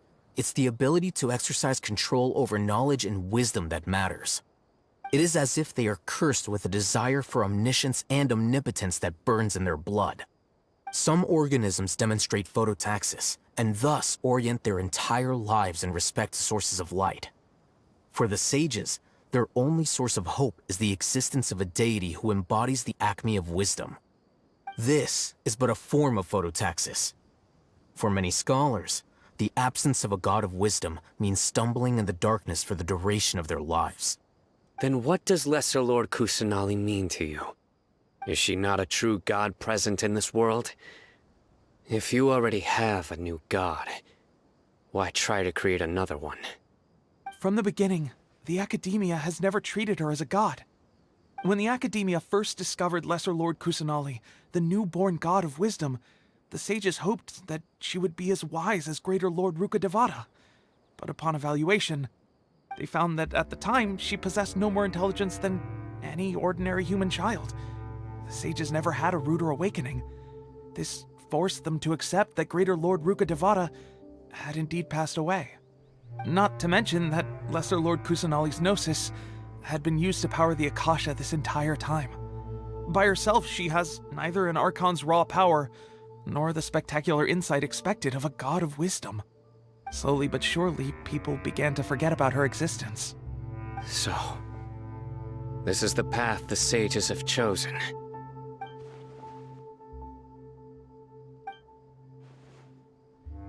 All right, let's try to keep our cool. If everyone's in a bad mood, then let's change up our scenery. Raman, give me a few men to help us escort the village keepers back to the village. And these two scholars, they're coming too. Sure, as you wish.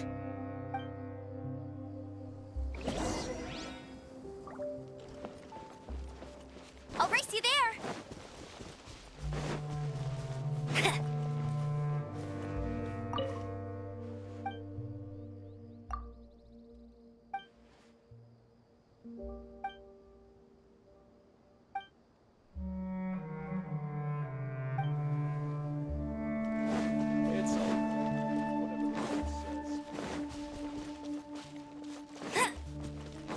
I'll race you there.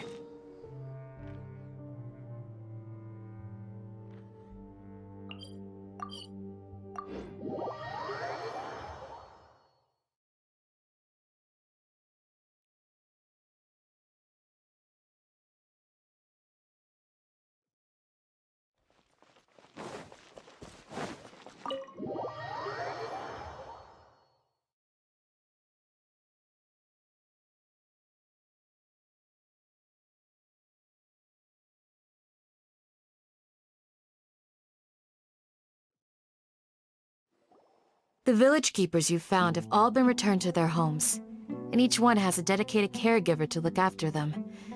The 2 new scholars are being kept under close supervision, too. Really great work, everyone. The atmosphere is so heavy.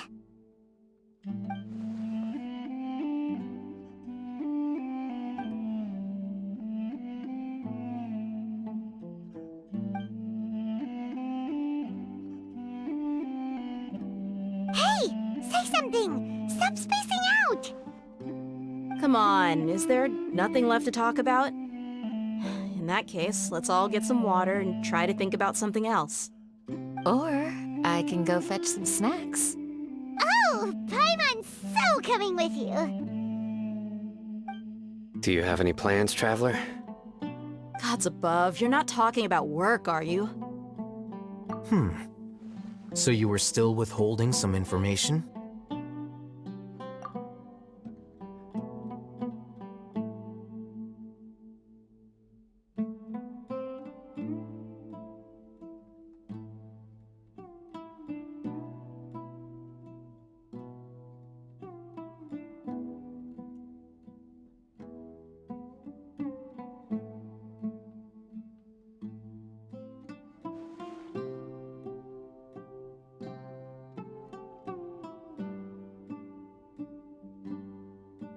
Even though we lived through all of this firsthand, it still feels super surreal to hear you talk about it again. What a whirlwind of a story.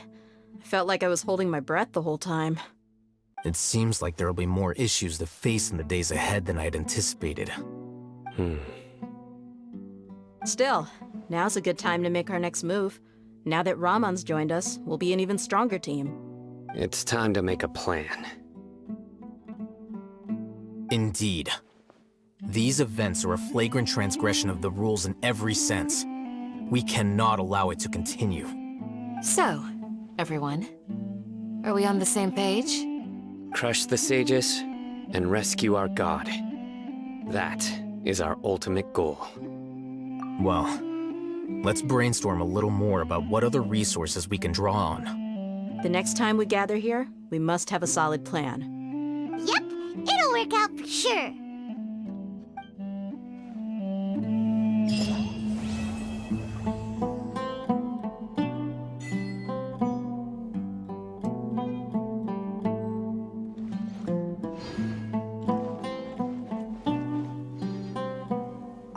The past few days have been some of the most challenging work I've ever taken on, and none of it'll earn me a single mora.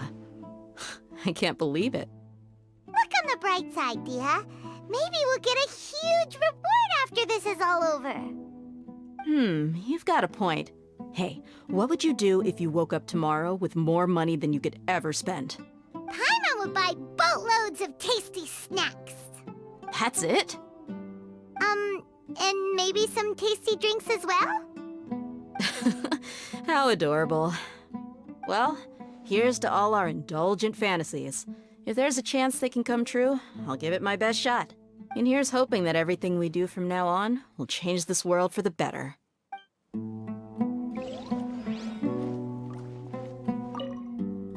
In the past, I never imagined that even the gods could suffer from hardship. If we can find a way to change all of this, will this nation become a better place?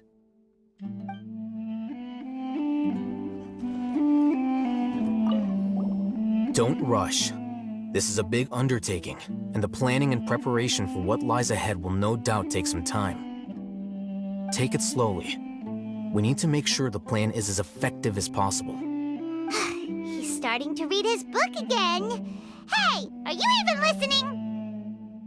Would you like me to lend you something to read? No way! Your books aren't quite to Paimon's tastes. I was joking.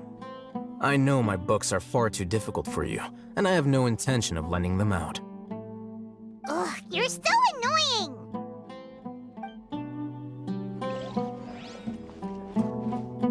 You must let me know if there's anything I can do to help. Though I cannot leave Aru Village, I can't help but feel stirred when I see the looks in your eyes. I've never felt as roused as this when fighting alone in the past. I suppose this must be the power of camaraderie.